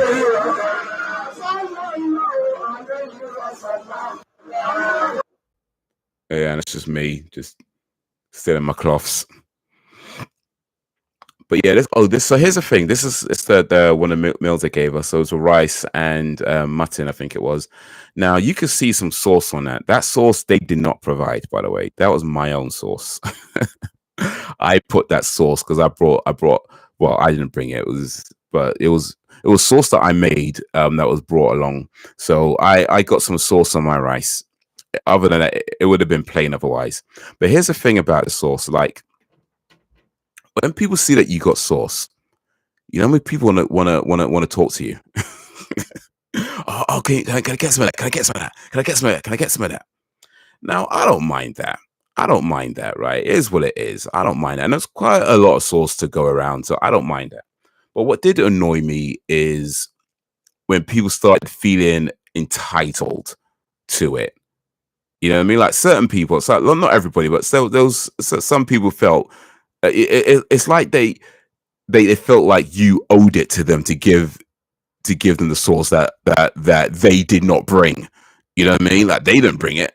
I didn't bring it myself. My mum brought it, really. that's not the point. We brought the sauce. Okay, we brought it. They didn't bring it. We brought it. Now, if you want to have some, fine, not a problem. But don't act like you're entitled to it. And that annoyed me, because the one guy was like coming up to me. He's like, sauce. He was saying like pepper sauce. First of all, it's not pepper sauce, it's chili sauce. So get it right. I mean, get it right. It's not pepper sauce, it's chili sauce. But yeah, not even asking. He's just like practically demanding it. And it's like, and when I said that, because I told him I didn't have any pepper sauce, right? Because I don't have chili sauce. I said I don't have pepper sauce. I got chili sauce, right? And the way he just was like, even though because he had that same sauce before. I guess he didn't know that it was actually chili sauce, not pepper sauce. Like he thought it was pepper sauce, but he had that same sauce, and everybody loved it. By the way, well, let me not exaggerate too much. Let me not exaggerate too much, but it was a pretty popular sauce. It was a pretty popular sauce in the camp. But yeah, there's one guy just felt it just felt to me like he was a little bit too entitled, and I was like, you have to use your own sauce. Yeah, entitled ruins share it indeed. Chili sauce all the way for real, for real. But yeah, it would have been just plain rice otherwise. And you know what? I would have been fine with plain rice. You know what I mean? Because at the end of the day, you're not really there to have like the most amazing food. You're not really there for that anyway, right? And so if they just gave you plain rice with some meat, cool. You know what I mean? It's I've eaten worse foods. Like I've eaten worse foods than plain rice and meat. So, but I had sauce, so I put some on it. This was in Arafat. So that's a tent that we had in Arafat. So yeah, there's a bunch of mattresses. Like we're only really in Arafat for like a day. So that was just some stuff that we had lined up there.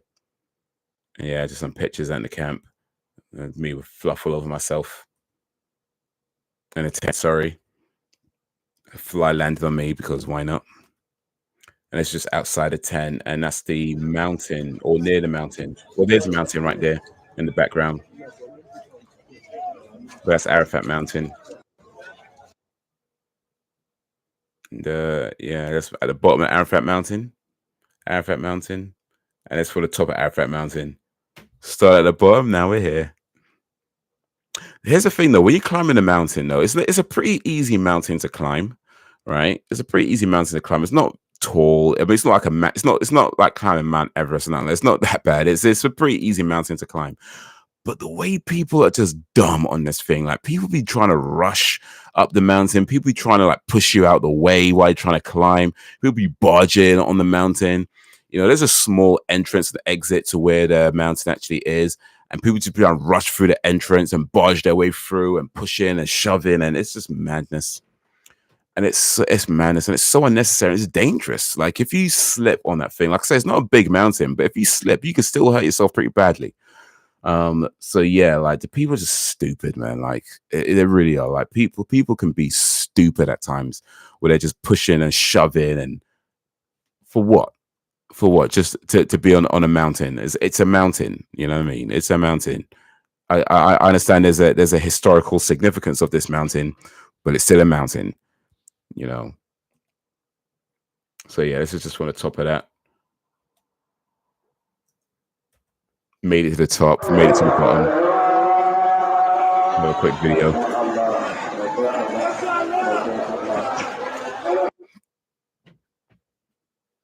People are special, are indeed.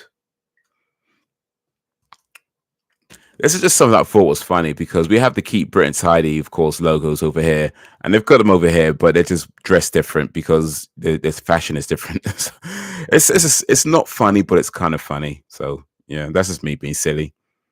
Yeah, this is just at Arafat Mountain again, and this was Muzdalifa. So this is when we're sleeping out on the open. So we're literally out in the open. You can see like the cars on the bridge going by. But that's where we slept just for the night. And again, you just kind of pat. They gave us sleeping bags, so that's pretty cool. And that's me just looking up at the sky. And that's the view from my sleeping bag. Just yeah.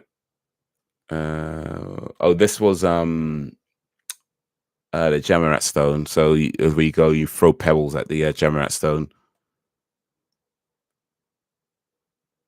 And again, people are dumb. People are dumb. People be like throwing things and they can't throw properly. So like if you ever go, if it's crowded, don't go to the front. Don't people be trying to get to the front of the crowd, which is the worst place to be in a crowd like that, because when people throw stones, you're most likely to get hit in the head when you're at the front. If you ever go and it's crowded, just stay at the back. Yeah, you're far less likely to get hit with somebody who can't throw a stone when you stay at the back. So that's what I did. I stayed at the back. I was like, I don't trust these people. They're pushing, they're shoving. I don't trust these people. People throwing stones. No, I don't trust these people. I know some people just can't throw. You got some midget trying to throw from the back, and it's like, no, like, jeez, like, what are you doing here? That was a drink that I had. Oh, this is yeah, I was washing my clothes before I found out you weren't supposed to use those tubs for washing your clothes, and they didn't. I didn't get like what we were washing our clothes in these tubs, right, and hung them up to dry just in a camp. And then somebody else was washing their clothes in those same tubs afterwards. And then one of the staff members saw that person washing their clothes in the tubs and was like, "No, you can't wash your clothes in these." And we're like, "Oh, good for you didn't catch us doing it." But yeah, they got these fans that just spray out water. That's another one of them there. They really do keep you cool, man. They really do. And this was just also, yeah, my brother and I, we walked from Mina to Mecca, and this is along the walk. So this is the bridge that leads from one part of the city to the other part of the city. Just walk through, not the bridge, sorry, the tunnel. But yeah, this is like in the evening, like yeah, it was like 11 o'clock in the evening in the night, and this is just like getting back to Mecca. Although I say getting back to Mecca, like the Mecca center really. Mina was really in Mecca. It's just not Mecca central. But it was a good walk though because you see more of the city when you do that. Like you see like the poorer sides and there's the sides that are not as well kept as the other sides. So you definitely see a bit of a range as you're walking from Mina to where the Haram is, where the Akaba is. And that was it Safa or Mao? I can't remember which rock that was, but that was either Safa or Mao. And that's Al Bake, by the way, is like their chicken shop. Like that's the one you see around. Like everywhere you go, there's an Al Bake, and you'll see their posters around, you'll see their shops around. So they were like, I know, like Sam's Chicken and Ribs or something, like or like Morley's. Like that's like, you know what I mean? That's their version of that. That's their big chicken shop brand, Al Bake. This particular one, though, I ain't gonna lie, I was a little bit disappointed. I mean, the chicken was fine. But it only had one meal, which is there, as you say, the Hajj meal. That's all they had to offer. And the shop itself looked like it might have been a pop up, so it might not have been a permanent shop. They just pull it for the day, so it only had that one option. But yeah, the chicken nuggets were fine. I thought they were kind of had a nice spice to it. They were kind of nice, but it was just kind of disappointing. They only had one option, and then they give you this bun, which is just like a burger bun, but there's no burger. It's just a bun. So it's kind of odd, but apparently that's a thing out there. And this is the Jamarat stones on another day. It's one of the guards spraying water to keep us cool. This is near the Mina camps. And this guy was giving out free, people just giving out free juice, free water, free juice. This guy was giving out free juice, free fruit juice. So yeah, once you finish with the Aram states and you change your normal clothes, one of the traditions is that you cut your hair. Now I keep my hair cut anyway, so it makes a difference to me. But as you can see, my little brother, yeah, cut his hair all the way down. And now we're twins. That's my mum's throwing the pebbles. Sounds like you need more sauce. More sauce.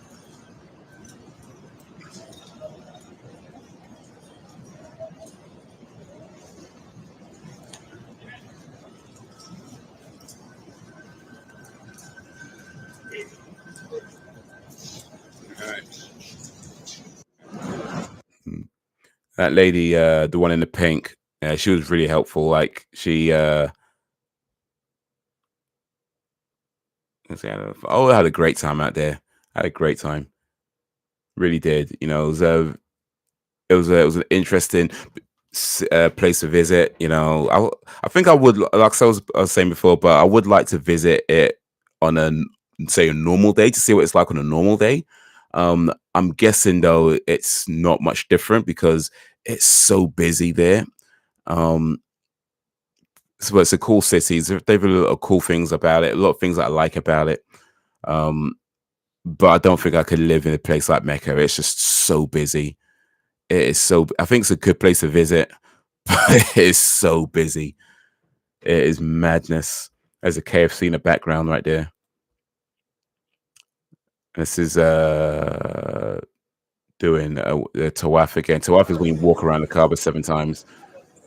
This is from one of them.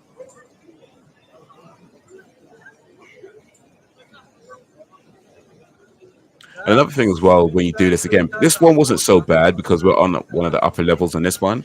But if you are on the ground level, people just go mad again. It'd be shoving and pushing and shoving and pushing.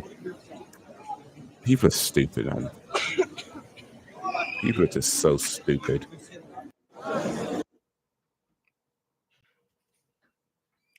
Oh, that's some ice cream that I had. That was really nice. It was like a mixed fruit ice cream. It was so good, man. That's some good food out there, man. I really do.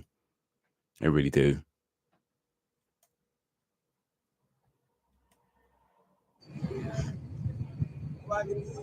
This was, I think this was actually back in, I can't remember where this was actually.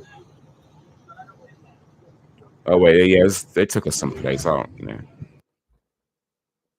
Yeah, those was back at the Afrat mountain. They took us back there. Just took some pictures up there. Climbed up again a little bit, posing because, I wanted to write on the mountain. Like, I actually wanted to write Haze was air on the mountain, but I didn't have a pen. But people do write in the mountains though. Like I saw a lot of people, a I mean, you can't see it in this picture here, but there was a lot of people who wrote on the mountains. So I was like, man, I want to write in the mountains, but I didn't have a pen. So, oh well, some other time maybe. And this is me sand walking. Yeah. How'd you deal with the heat? Oh, it's just water, man. Just stay hydrated. Just gotta stay hydrated, man. Got a bottle of water there with me right now, but yeah, just gonna keep drinking that water. That's the bag from Shawn Without because it was a cool bag. That was the I'm at the Carver. That band that she has overhead. Apparently, those are for men only. You're not supposed to. We're not supposed to wear them. We didn't really know that. So, oh well. It was hot. It was mad hot out there. That way of walking. That was a Doom reference. Yeah. That was a Doom reference. So sand walking. Yeah, man. Didn't want to cause Shy Halud just yet. I have to. when it's time to call Shy Halud, we'll call Shy Halud, but not yet, not yet. So we had to sand walk. But yeah, this is me in more traditional Arab garms. But apparently I was wearing it wrong. So apparently this is not the way to wear it. One guy came up to me and he was like, "Oh, let me adjust it for me." He adjusted it for me and he was like, "This is how you wear it as an Arab." I was like, "All right." So apparently this is how you're supposed to wear it as an Arab, which I ain't gonna lie, it looks kind of weird. I feel like this one looks better, to be honest with you. But apparently this, according to the strange man that came up to me and adjusted it, was like, this is apparently the more traditional way to wear it as an Arab. But all right. I did both, I guess. Yeah, this is another Tawaf just walking around the car, but this one wasn't too bad actually in terms of shoving and pushing. It was a bit calm that day, but other days it was just people getting mad. Listen, I've seen better behaved people in a rock mosh pit. I mean, I've seen better behaved people in a heavy metal mosh pit, and people get mad in some of these places. Yeah. Yeah, these are some of the last pictures I took as we're leaving, getting ready to leave. Got me was it a fruit salad with fruit juice. Oh, that was a really good coffee as well, by the way. There was a coffee shop in the Jeddah airport called Doctor Cafe Coffee. That was a really nice spot. I like that place. Got a coffee there, and I got that watermelon lemonade in the middle. That was a really nice drink as well. Oof, that was so nice. I had the coffee. My little brother had the watermelon lemonade, but I took a sip of it and I was like, man, I should have got that instead. I should have got that instead. That was a nice drink. And some coffee that we bought from the shop, Ethiopia. I can't read that. I'm sorry. And they had this machine where they did the pour overs. And that's the regime of the Arabic letter regime. That's how we wrote the coffee beans. It's the coffee shop itself. Let's just take some pictures in the airport. This is at Hamad International. So yeah, our flight got delayed, which meant that we missed our connecting flight back to London, and because of that, the airline put us up in the hotel in the nearby hotel for a few hours. So they took us there. That's a hotel they put us in. I'll tell you, it was a nice hotel, man. It was such a nice hotel. It really was. Like it was easily the best hotel that we stayed in. It was a nice hotel. Got me a coffee, you know, took some pictures by the Eagle. And it gave us 3 separate rooms as well, which is nice. So this was my room. Some selfies in there. And stray cats. They have stray cats in Qatar as well. But this stray cat looks a lot healthier than the stray cats I saw in Saudi Arabia. So I guess in Qatar they um, feed their stray cats a little bit more. This doesn't do it justice, but they had a buffet where it was an all you could eat buffet, and I know these pictures don't do it justice, but let me tell you, it was a lot. They had this, they had some rice, they had chicken, they had fish, they had salmon.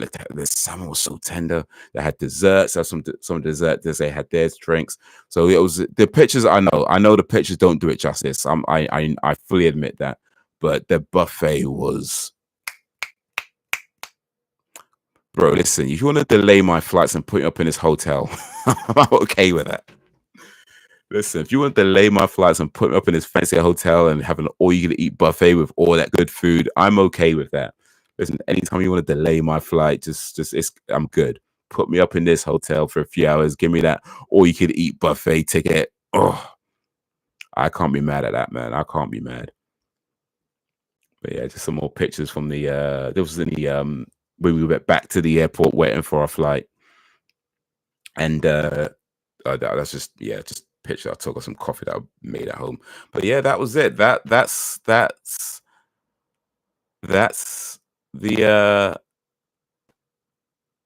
that was all the pictures I took for Saudi. One sec, guys. One sec. Let me check the time real quick. Okay. But yeah, listen, I need to take just a quick little break. For about 5-ish minutes or so. If you could stick around, that would be swell and awesome. We could talk a little bit more about Saudi and the trip and other stuff, and that kind of thing. Um, but yeah, just need a few minutes, and that'd be great if you could stick around. I haven't done this for a long time. I feel like I'm just forgetting what I'm supposed to be doing. I think I need to. It's the mute button, isn't it? Yeah, I was there. It's the mute button. So yeah, if you could stick around, that'd be awesome. But yeah, she'll be back in just a few-ish, 5-ish minutes. And yeah, see y'all then. Peace for now.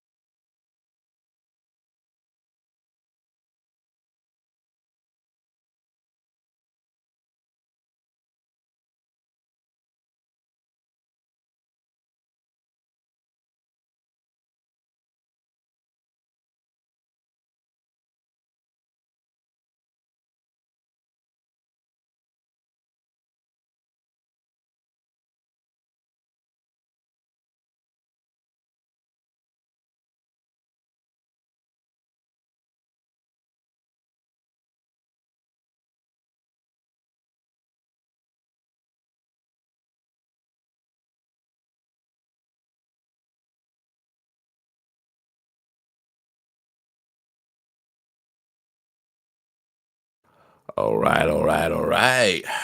Thank you for sticking around. For those who stuck around, thank you for joining. For those who have joined. Oof, all right. So, yeah, I just showed you a bunch of pictures from my recent trip to Saudi Arabia. Um, and by the way, I mentioned this earlier, but some of you weren't here yet. So for those who didn't hear me say this, I say it again. But a little while ago, last year, in fact, I wrote out a list of things to do before turning 50, right? And one of those things on the list was to visit two different countries in each continent um, around the world, right? And even though I've been to a few places prior to that, I decided that I'm going to start again. So anywhere I've been to before, I'm not counting. It's just places that I'm going to since I came up with that list. And to with this trip to Saudi, I actually ended up going to two different countries. It wasn't planned that way, but I did actually end up going to two different countries. So we went to Saudi Arabia, but also went to Doha, and not just because the crossover airplane was in Doha. Because if you're just in the airplane, like if you're just in the airport, I'm gonna like I feel like that doesn't really count if you just stay in the airport. But because our flight was delayed and they took us to this hotel, I actually was in Qatar. Like Qatar is a separate country to Saudi Arabia. Um, so I was in Saudi Arabia and I was in Qatar. And granted, I wasn't in Qatar for very long.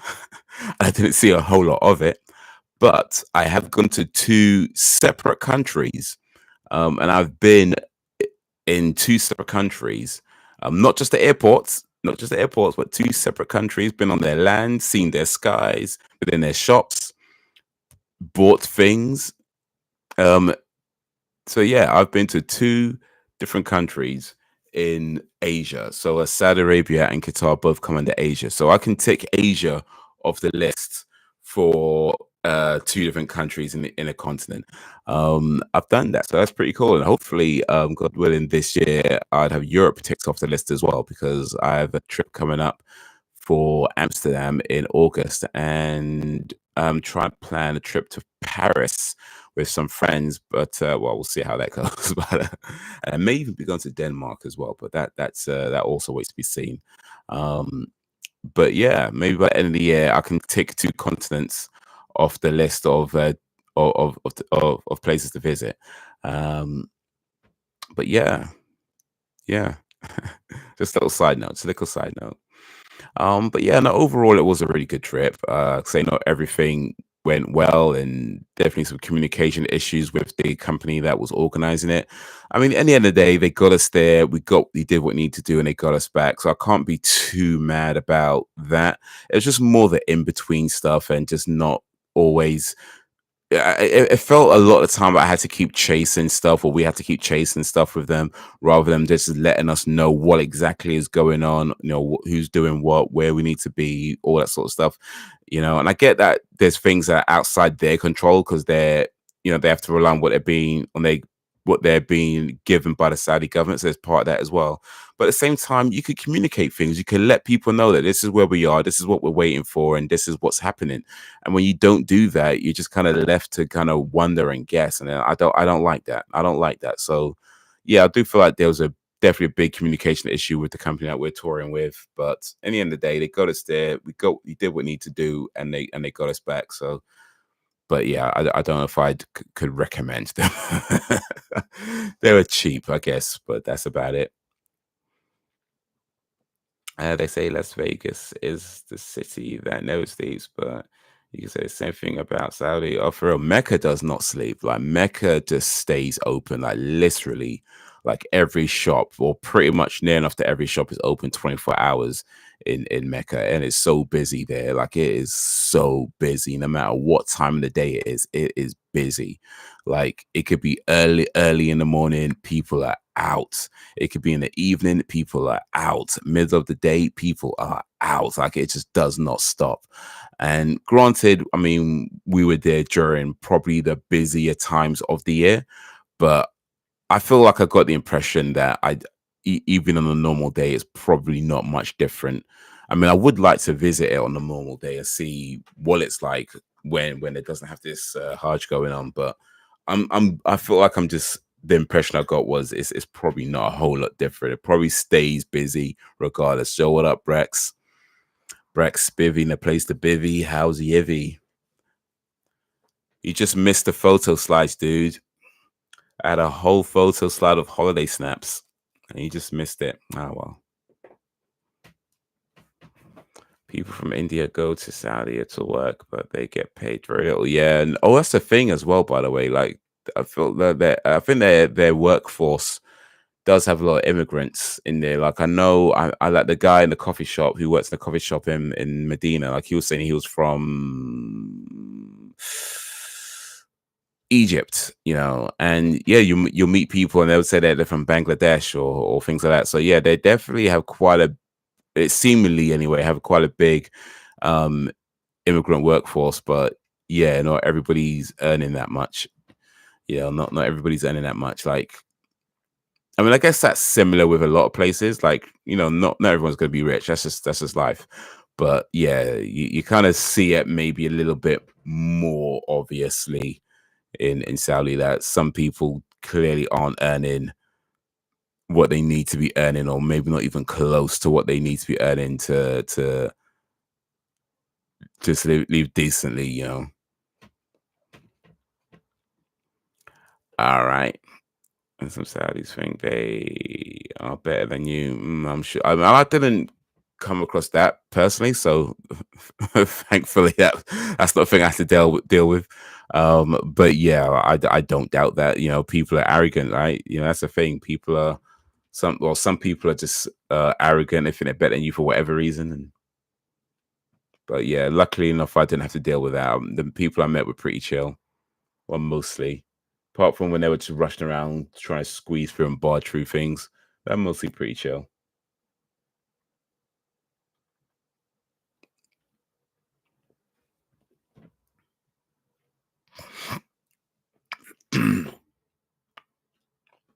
But how you guys been? Oh, yeah, how you guys been? What's been happening in the 3 weeks I've been away? What's been going on with y'all's? But yeah, I was reading actually that over 1,000 people, like 1,300 people, actually died during the Hajj pilgrimage this year, which is sad. And when I was reading about it, it felt to me like at least a few of those probably could have been prevented. Like sometimes it is what it is, I get that. It's life. We're all gonna leave this earth at some point, right? But yeah, some of the ones I was reading, I was like, you know what, that could have been prevented. That could have been prevented. But yeah, 1,300 people died, and rest in peace, man. Rest in peace. But when I was there, one of the things I noticed is that there were people, like especially in the MENA camps, there'd be people, and Muzdalifa as well. There'd be people sleeping on the outside. So like we had like these bracelets. So like when you leave the camp and you come back, they'll check if you got a bracelet, and if you have one, they'll let you in. If you don't, then well, they won't. Um, but what I found out is that because it is quite an expensive trip, um, people often or sometimes travel unofficially, so they won't have a Hajj, because you have two types of visas. You have a Hajj visa and a tourist visa. Now we had the Hajj visas, which meant that we got these bracelets and all the documents that say we're supposed to be there. But some people did it on the tourist visa, right? And if you're on a tourist visa, then you don't get all these things, which means when you go to the camps, they're not letting you in, and you will see people just sleeping on the outside on the streets. And you got to remember, like, it's 40 degrees, 50 degrees during the day. And when you out there all day, no air conditioning, and you're just out in the sun, and then it's hot at night, like that's brutal, bro. And I'm reading about people who, their buses dropped them off in the wrong place or not taking them to where they were supposed to go. And then they had to walk like 12 kilometers and just ended up dying in the heat. And it's mad. It's mad. But yeah, I was looking at like, yo, you know what, some of this stuff could have been prevented. Some of this could have been prevented. So it's a shame, and it's real sad that it goes that way. But it's the unfortunate truth and nature of these things. For somebody to do okay, somebody else is not doing okay. Yeah, it's because you can afford certain things. Indeed. Because no matter which way you do it, it's an expensive trip. No matter which way, look, even for us, like we got it cheaper than it would have been to go for a UK company, but it was still expensive. Like there's no way you can do this and it not be expensive. It's an expensive trip. So like if you so it's why people say know that if you can't afford it, then it's not incumbent on you to do it. But if you can afford it, but also not just being financially afforded, but also physically, like fitness, like because there's a lot of walking and it is hot out there. Like there's a lot of walking. It is hot. It's quite physical. So it's not just about having the money, but also having the being in a good sound physical state to do it, being a good mental state to do it. And because it's so expensive, people save for a long time for it. People save their whole lives for it. And you can get to like 60, 70, maybe even 80 years old, finally have enough money to go, but at that point you're not necessarily physically able to do it. And it's brutal, when you're walking and you got no air conditioning and you're in the sun and it's hot and it's maybe one of the hottest summers as well. And it's tough, it's sad, but yeah, like I say, I feel like I personally I mean, it's probably not as easy as I think it is, because then I'm sure I don't know all the ins and outs of why it is the way it is. But to my amateur mind, I feel like a lot of that, or at least a good portion of it, could have been prevented. But I don't know, man. 10,000 per person. Yes, it's a lot. It's a lot. Like for us, it came to about £6,000 per person. Um, yo, the Pink's done. Formerly known as JG123. How is ye? How you doing? How you doing? Been a minute. Been a long minute. Glad to see you back on the tube though. Family vlogs and all that. How you doing? How's your day going? How's your day been? Appreciate you joining this live stream. That's cheap. Yeah, I mean, it's in comparison, it's cheap. In comparison, it's cheap, but it's not cheap. £6,000 still a lot of money. It's still a lot of money, but yeah, in comparison, it's just cheap. We got. I mean, financially, yeah, it's a good deal, but we had to deal with a lot of hassle though. Like we don't pay the 10,000 per person, but bro, for the amount of money we saved, the amount of hassle we had to deal with, and the poor communication, and I don't know, man. I don't know. Like, is that worth saving £4,000 for? That's the question. That's the question. Is having to deal with all that headache and the hassle and worth the £4,000 you save, bruh? Well, I'll let smart people decide that.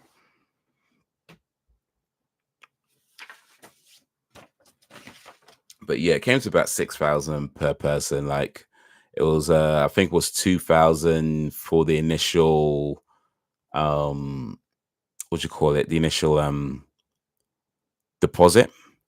Then another £4,000. Sorry, another £2,000 to kind of secure it once it was confirmed that we were in.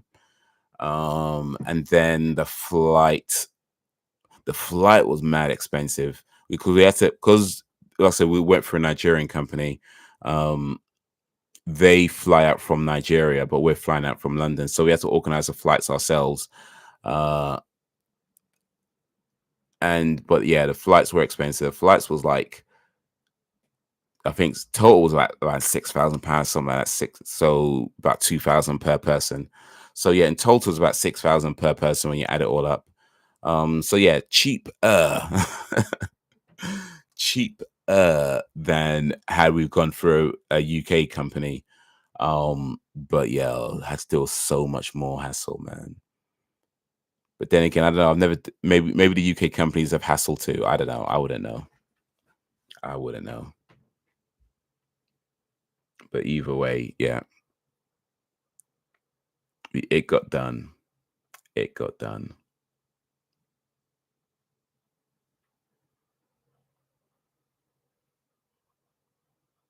And yeah, I would like to go again. I think I would like to do Hajj again actually, but not anytime soon. Like I think if I was to do it again, it'd have to be at least sort of 5 years, maybe even more. Um, money talks, right? Off indeed. For a few reasons. One is because yeah, it's expensive. No matter which way you cut it, it's a lot of money. And also, I feel like if I have the money to travel, I prefer to go places that I've never been before. So there's people who do that every year. There's people who go on Hajj every year. Good for them, but it's a lot of saving and a lot of not doing anything else. To go every year, like you're literally just saving every single penny you have, and not doing anything else to make sure you're saving as much. Oh, that of course depends what your finances situation is, but yeah, for me, I'm like, nah, I'd like to do other things. So inshallah, I'll be able to go again at some point, but yeah, maybe not for some years to come. Tour guides. I think it probably is better to go with a tour guide though than to try to do it yourself, only because like you'd want to make sure you get the proper documentations, and there's a lot to organize as well, in terms of the camps, the tents, getting your bracelets, getting your your ID cards and things like that. And if you're doing it yourself, you might not get everything as you need to get, because you might either forget something or not know where you're supposed to go. So I think because of that, it is probably best to go through a organization. It just sucks they charge so much. It just sucks they charge so much, because I'm sure it doesn't need to be as expensive as it is. Don't get me wrong, I get it. People need to make their money, and I ain't mad at that. But yeah, they're bruh. Anyway, that's life. That's life.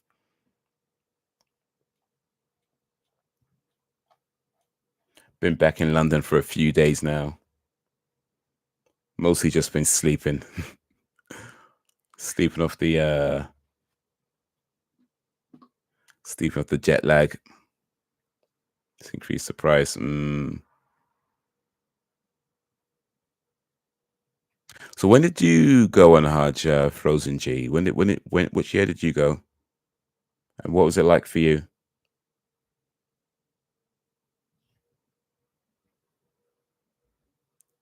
It was that expensive a few years ago.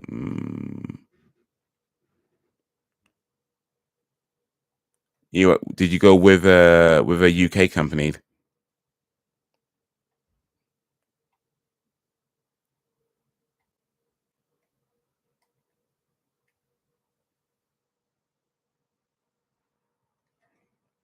12 years ago.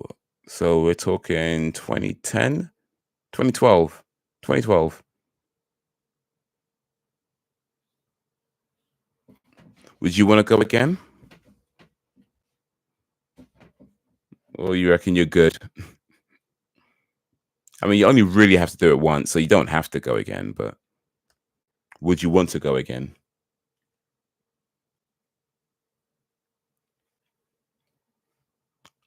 It's difficult because I had a nosebleed and tied my garment too tight. Oof.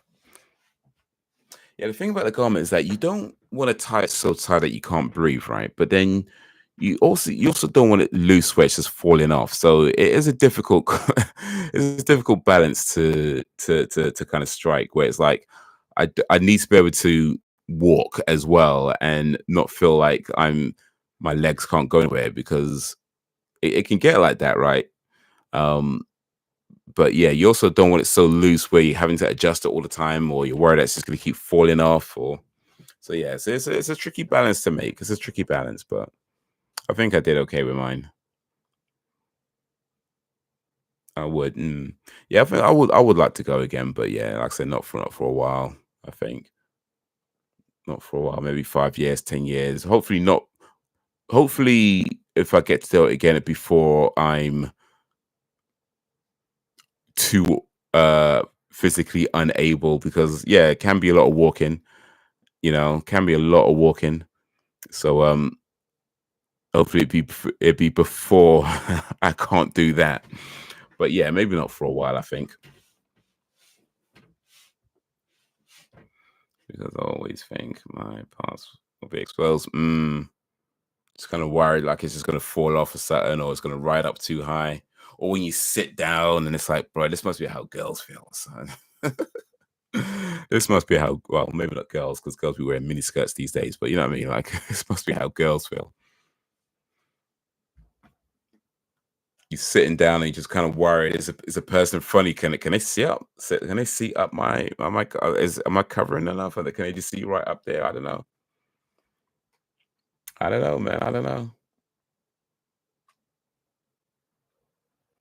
Just putting it down and holding your legs together, like, oof.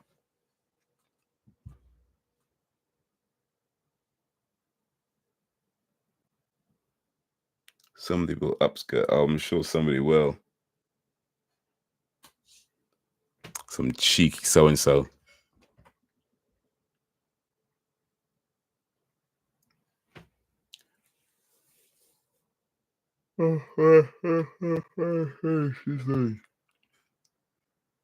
Yeah, I'm glad to be back though. I had a good time out there, but I'm glad to be back. I mean, like I say, 3 weeks is a long time to be away. It really is. 3 weeks is a long time to be away, and it was definitely a point where I was like, I miss just doing normal stuff. You know, I miss just doing normal stuff, just regular stuff. I miss that. You know, and don't get me wrong. I mean, of course, I want to travel more and I want to travel as much as I can, but 3 weeks is too long, man. It's such a long time. I don't. Yeah, that's another thing. That's another thing as well. If I were to go again, I wouldn't do the 3 weeks again. I don't think I'd do 3 weeks again. It's too long. Like a week and a half, I think is a good time. Like a week and a half, maybe 2 weeks max. But yeah, a week and a half, I think, is like the optimal time, the ideal amount of time. But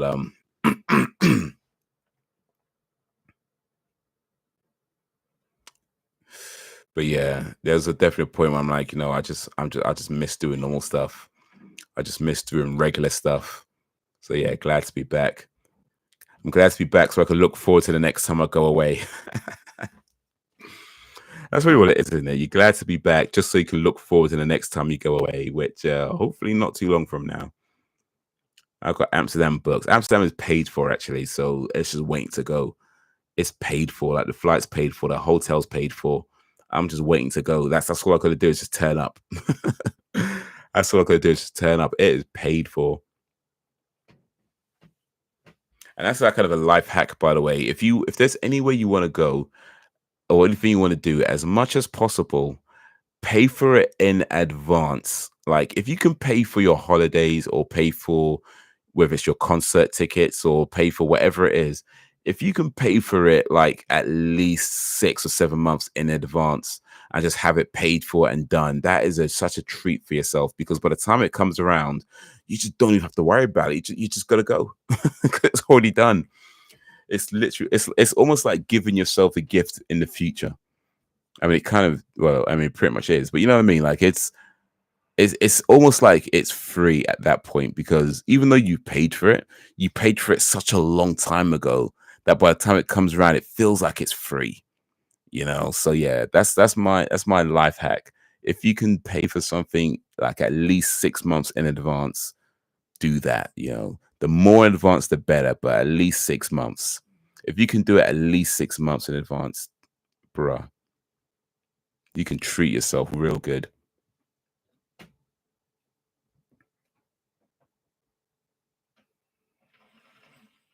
Went to Australia for 3 weeks when it was too long. 2 weeks max. Yeah. Yeah. Yeah. 2 weeks max. Like, 1 week to kind of just get used to it. Another week to maybe like play around a bit, but then you're ready to go home. You're ready to go home. It's like oh yeah, yeah, the kilts, yeah, yeah, because you don't wear no underwear in that either. But yeah, 2 weeks max. You're ready to go home at that point.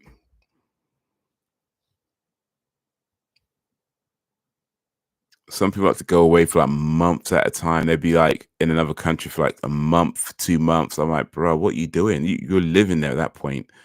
You must just go get a job.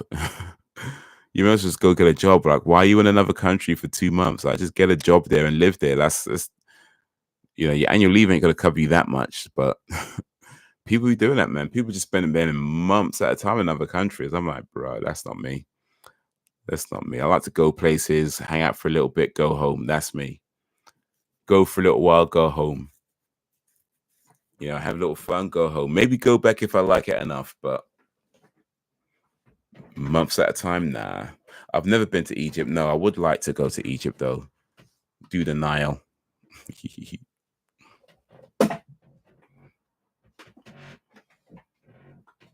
I've actually been to 2 countries on the African continent though. I've been to Nigeria and I've been to South Africa. So I could technically tick Africa off the list as well. But like I said, I want to start that again. So yeah, Egypt, maybe Morocco as well. What was Egypt like? Did you go on the riverboat on the River Nile?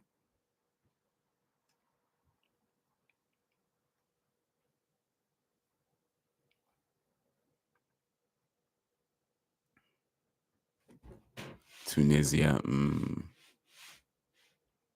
Yeah, there's so many places I'd like to go to when it comes down to it. Like I pretty much like to go anywhere, but yeah, you gotta when money is an issue, yeah, you kind of have to like tame it down a bit.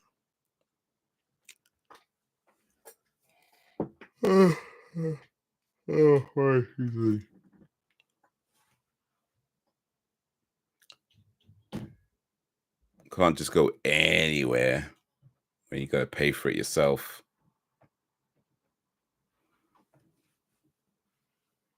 But still, man, you can make plans. You can make plans.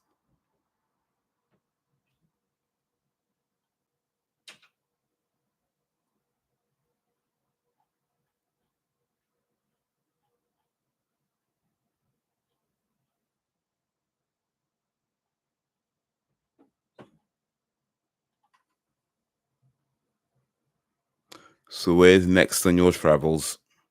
And that's a question for everybody, by the way. What's the next place that you plan to travel to in this big old world of ours, in this shared reality that we call Earth? On this humid day. Open that window a little bit. Oof.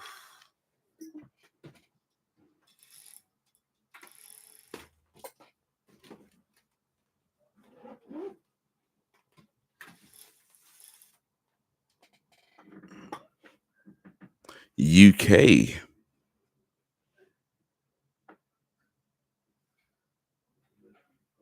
I thought you lived in the UK, Frozen Jake Gamer, actually. You don't live in the UK? Okay, all right. I thought you actually lived in the UK. I must have misunderstood something somewhere. But I thought you was living in England. Apparently not. Apparently not. Okay, cool, cool. Well, the UK is a cool place to visit. London. That's where I live. I live in London. Oh, you do live in the UK? Okay, now I'm confused. You live in London, right? Okay.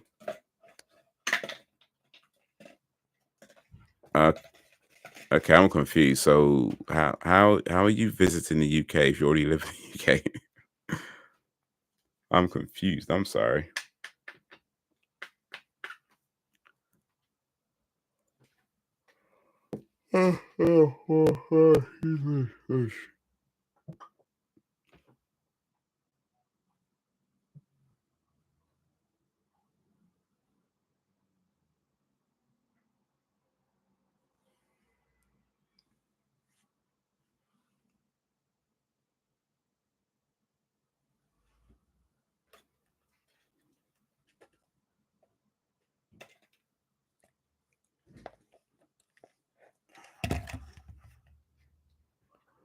Empty bottles. Let me put those over there. Animal well.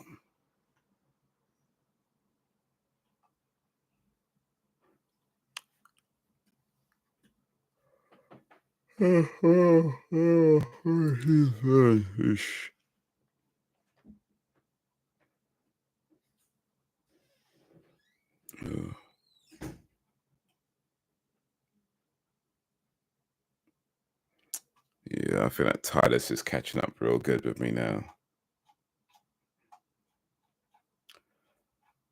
I'd be tired AF.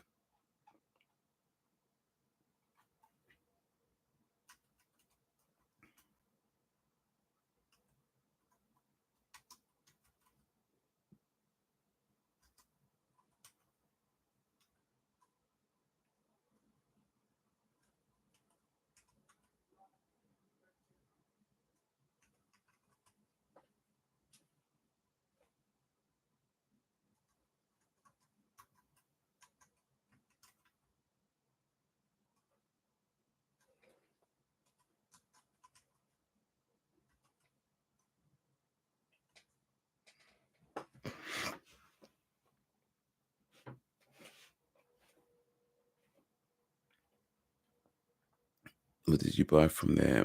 Not much. I got some incense. A friend of mine wanted some incense, so I got him that. So I don't really buy much for myself though. I just got some coffee. Literally, I don't really. I'm not really into buying like. I mean, I do. I guess I do buy souvenirs sometimes, but like small things. But I'm not really into like clothes and things like I so I'll just get coffee when I travel. I'm good with that. I'm just good with taking pictures and drinking coffee. That's me traveling. Take pictures, drink coffee.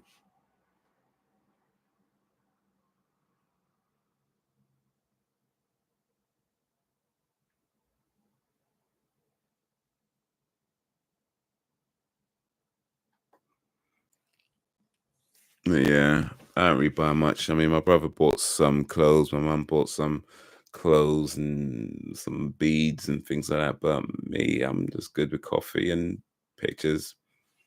That's all I need. I mean, you don't really even need that if you want to get technical, but yeah, I'm good.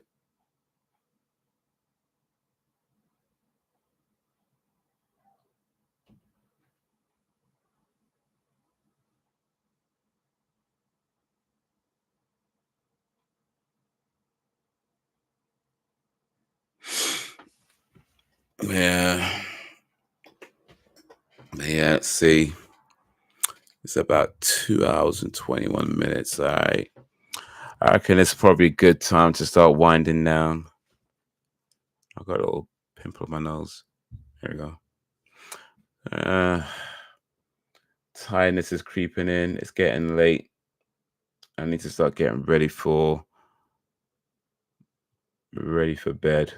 Because I'm that guy. I'm that guy. But yeah, man, guys, Saudi Arabia was a good trip. I would recommend going there, but definitely maybe, check a few things before you go. um, it's different to what I was expecting. I think it's very different to the image we might have as Westerners of Saudi Arabia. Though I'm sure those reasons we think that aren't exactly unfounded. So yeah, check a few things before you go. But while I was there, it was mostly pretty chill. People were cool. People were mostly pretty friendly. Um, and yeah, I had a good time out there. There's a lot of cool things about being around being in Mecca, being in Medina. Um, and yeah, maybe some not so cool things as well. But that's every place you go to. But overall, I had a great time out there. So yeah, man, if you ever feel like want to take a trip to Mecca or Medina or anything like that, yeah, recommend it. But just maybe check a few things before you go. But for now, yeah, I think that's gonna be where I wrap this thing up because man's getting tired in it. But yeah, next week, inshallah, should we stream again? So next week, 8 p.m. GMT, we chat a little bit. Still haven't got the so what I need to do is get a new fan. I haven't got a new fan yet because I've been away. So now I need to raise funds. So I haven't started working again yet. I should start working next week again on the cab, doing a cab work. So I've got a week off where I can just rest and maybe do some other stuff. I actually did some gardening today. Actually, um, we have to get some rat traps. Actually, to be honest with you, did some gardening today. Pull out some of the weeds. Pull out all the weeds People go there to study. Oh, not a bad place to study actually. Not probably not a bad place to study. But yeah, did some gardening today. Pulled out all the weeds. I need to set some rat traps. I'm kind of torn between setting rat traps that kill the rats or setting rat traps that just like keep them alive. Because I mean, I've seen people say that the ones that keep them alive are the humane ones, but I've also seen pretty compelling arguments that when you kill them straight away, that's pretty humane because let's be honest, they're going to die anyway, right? And if you do it, at least if you do it quickly, it's over and done with. So I don't know. I need to set some traps, and because here's the thing: I want to start growing vegetables and stuff in my garden, like fruits and vegetables. But I can't really do that right now because the way the garden is, it was a bit of a mess, so it needs to be tidied up first and foremost. But also just that when you start growing, fruits and vegetables, you attract rodents. It's a thing. It's going to happen. And so if I'm going to do that, then you need to make sure you've got adequate ways of deterring that and, trapping them if they do come. So yeah, I'm going to have to figure out what type of rat traps I want to set. With the ones that kill them or the ones that keep them alive. The ones that keep, I don't know. We'll see. It's stuff to think about. But anyway, guys, we'll grow olive trees. I did read that growing mint and lavender acts as a repellent for rats and mice. Like this, they don't like the smell. Um, so if you put like mint and lavender around, that acts as keeping them away. So I think that's definitely something to consider. In fact, that's probably something I'll look to do actually, because you can get mint and lavender pretty easily and pretty cheaply. I think. I mean, you probably could just grow it yourself. I mean, it's not hard. Um, I've got some mint already actually, so might just put some of that around. So yeah, that could help. But also, sometimes they might get past that, so you need to be proactive too. um, but anyway, I was watching some videos on YouTube about trapping rats. I actually watched a bunch of videos about how to trap rats on YouTube today. Most of my afternoon just watching videos on rat trapping. Got some good tips actually. Figured out some good tips, so might have to implement some of those. We'll see. We'll see.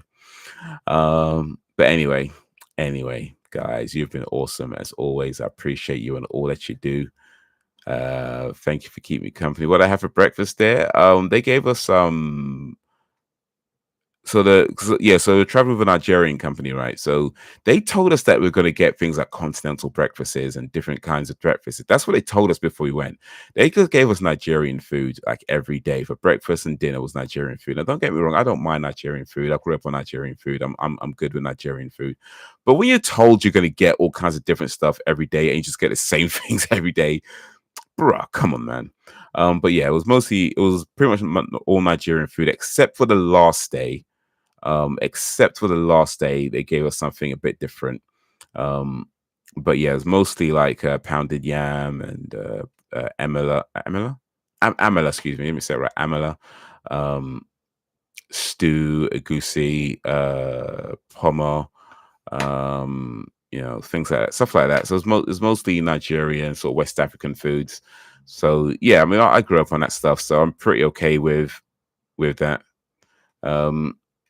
Isn't that racist? I mean, depends how you look at it. There's a Nigerian company, and they mostly take in Nigerian people, and I guess people like to eat foods that they're more used to.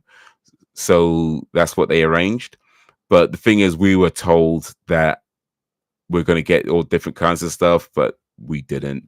I mean, to be honest, I don't mind that. That doesn't bother me. It would have been nice if we got different stuff, especially when you're kind of expecting it from what you're told. But oh well, is whatever. Like I say, I'm fine with that.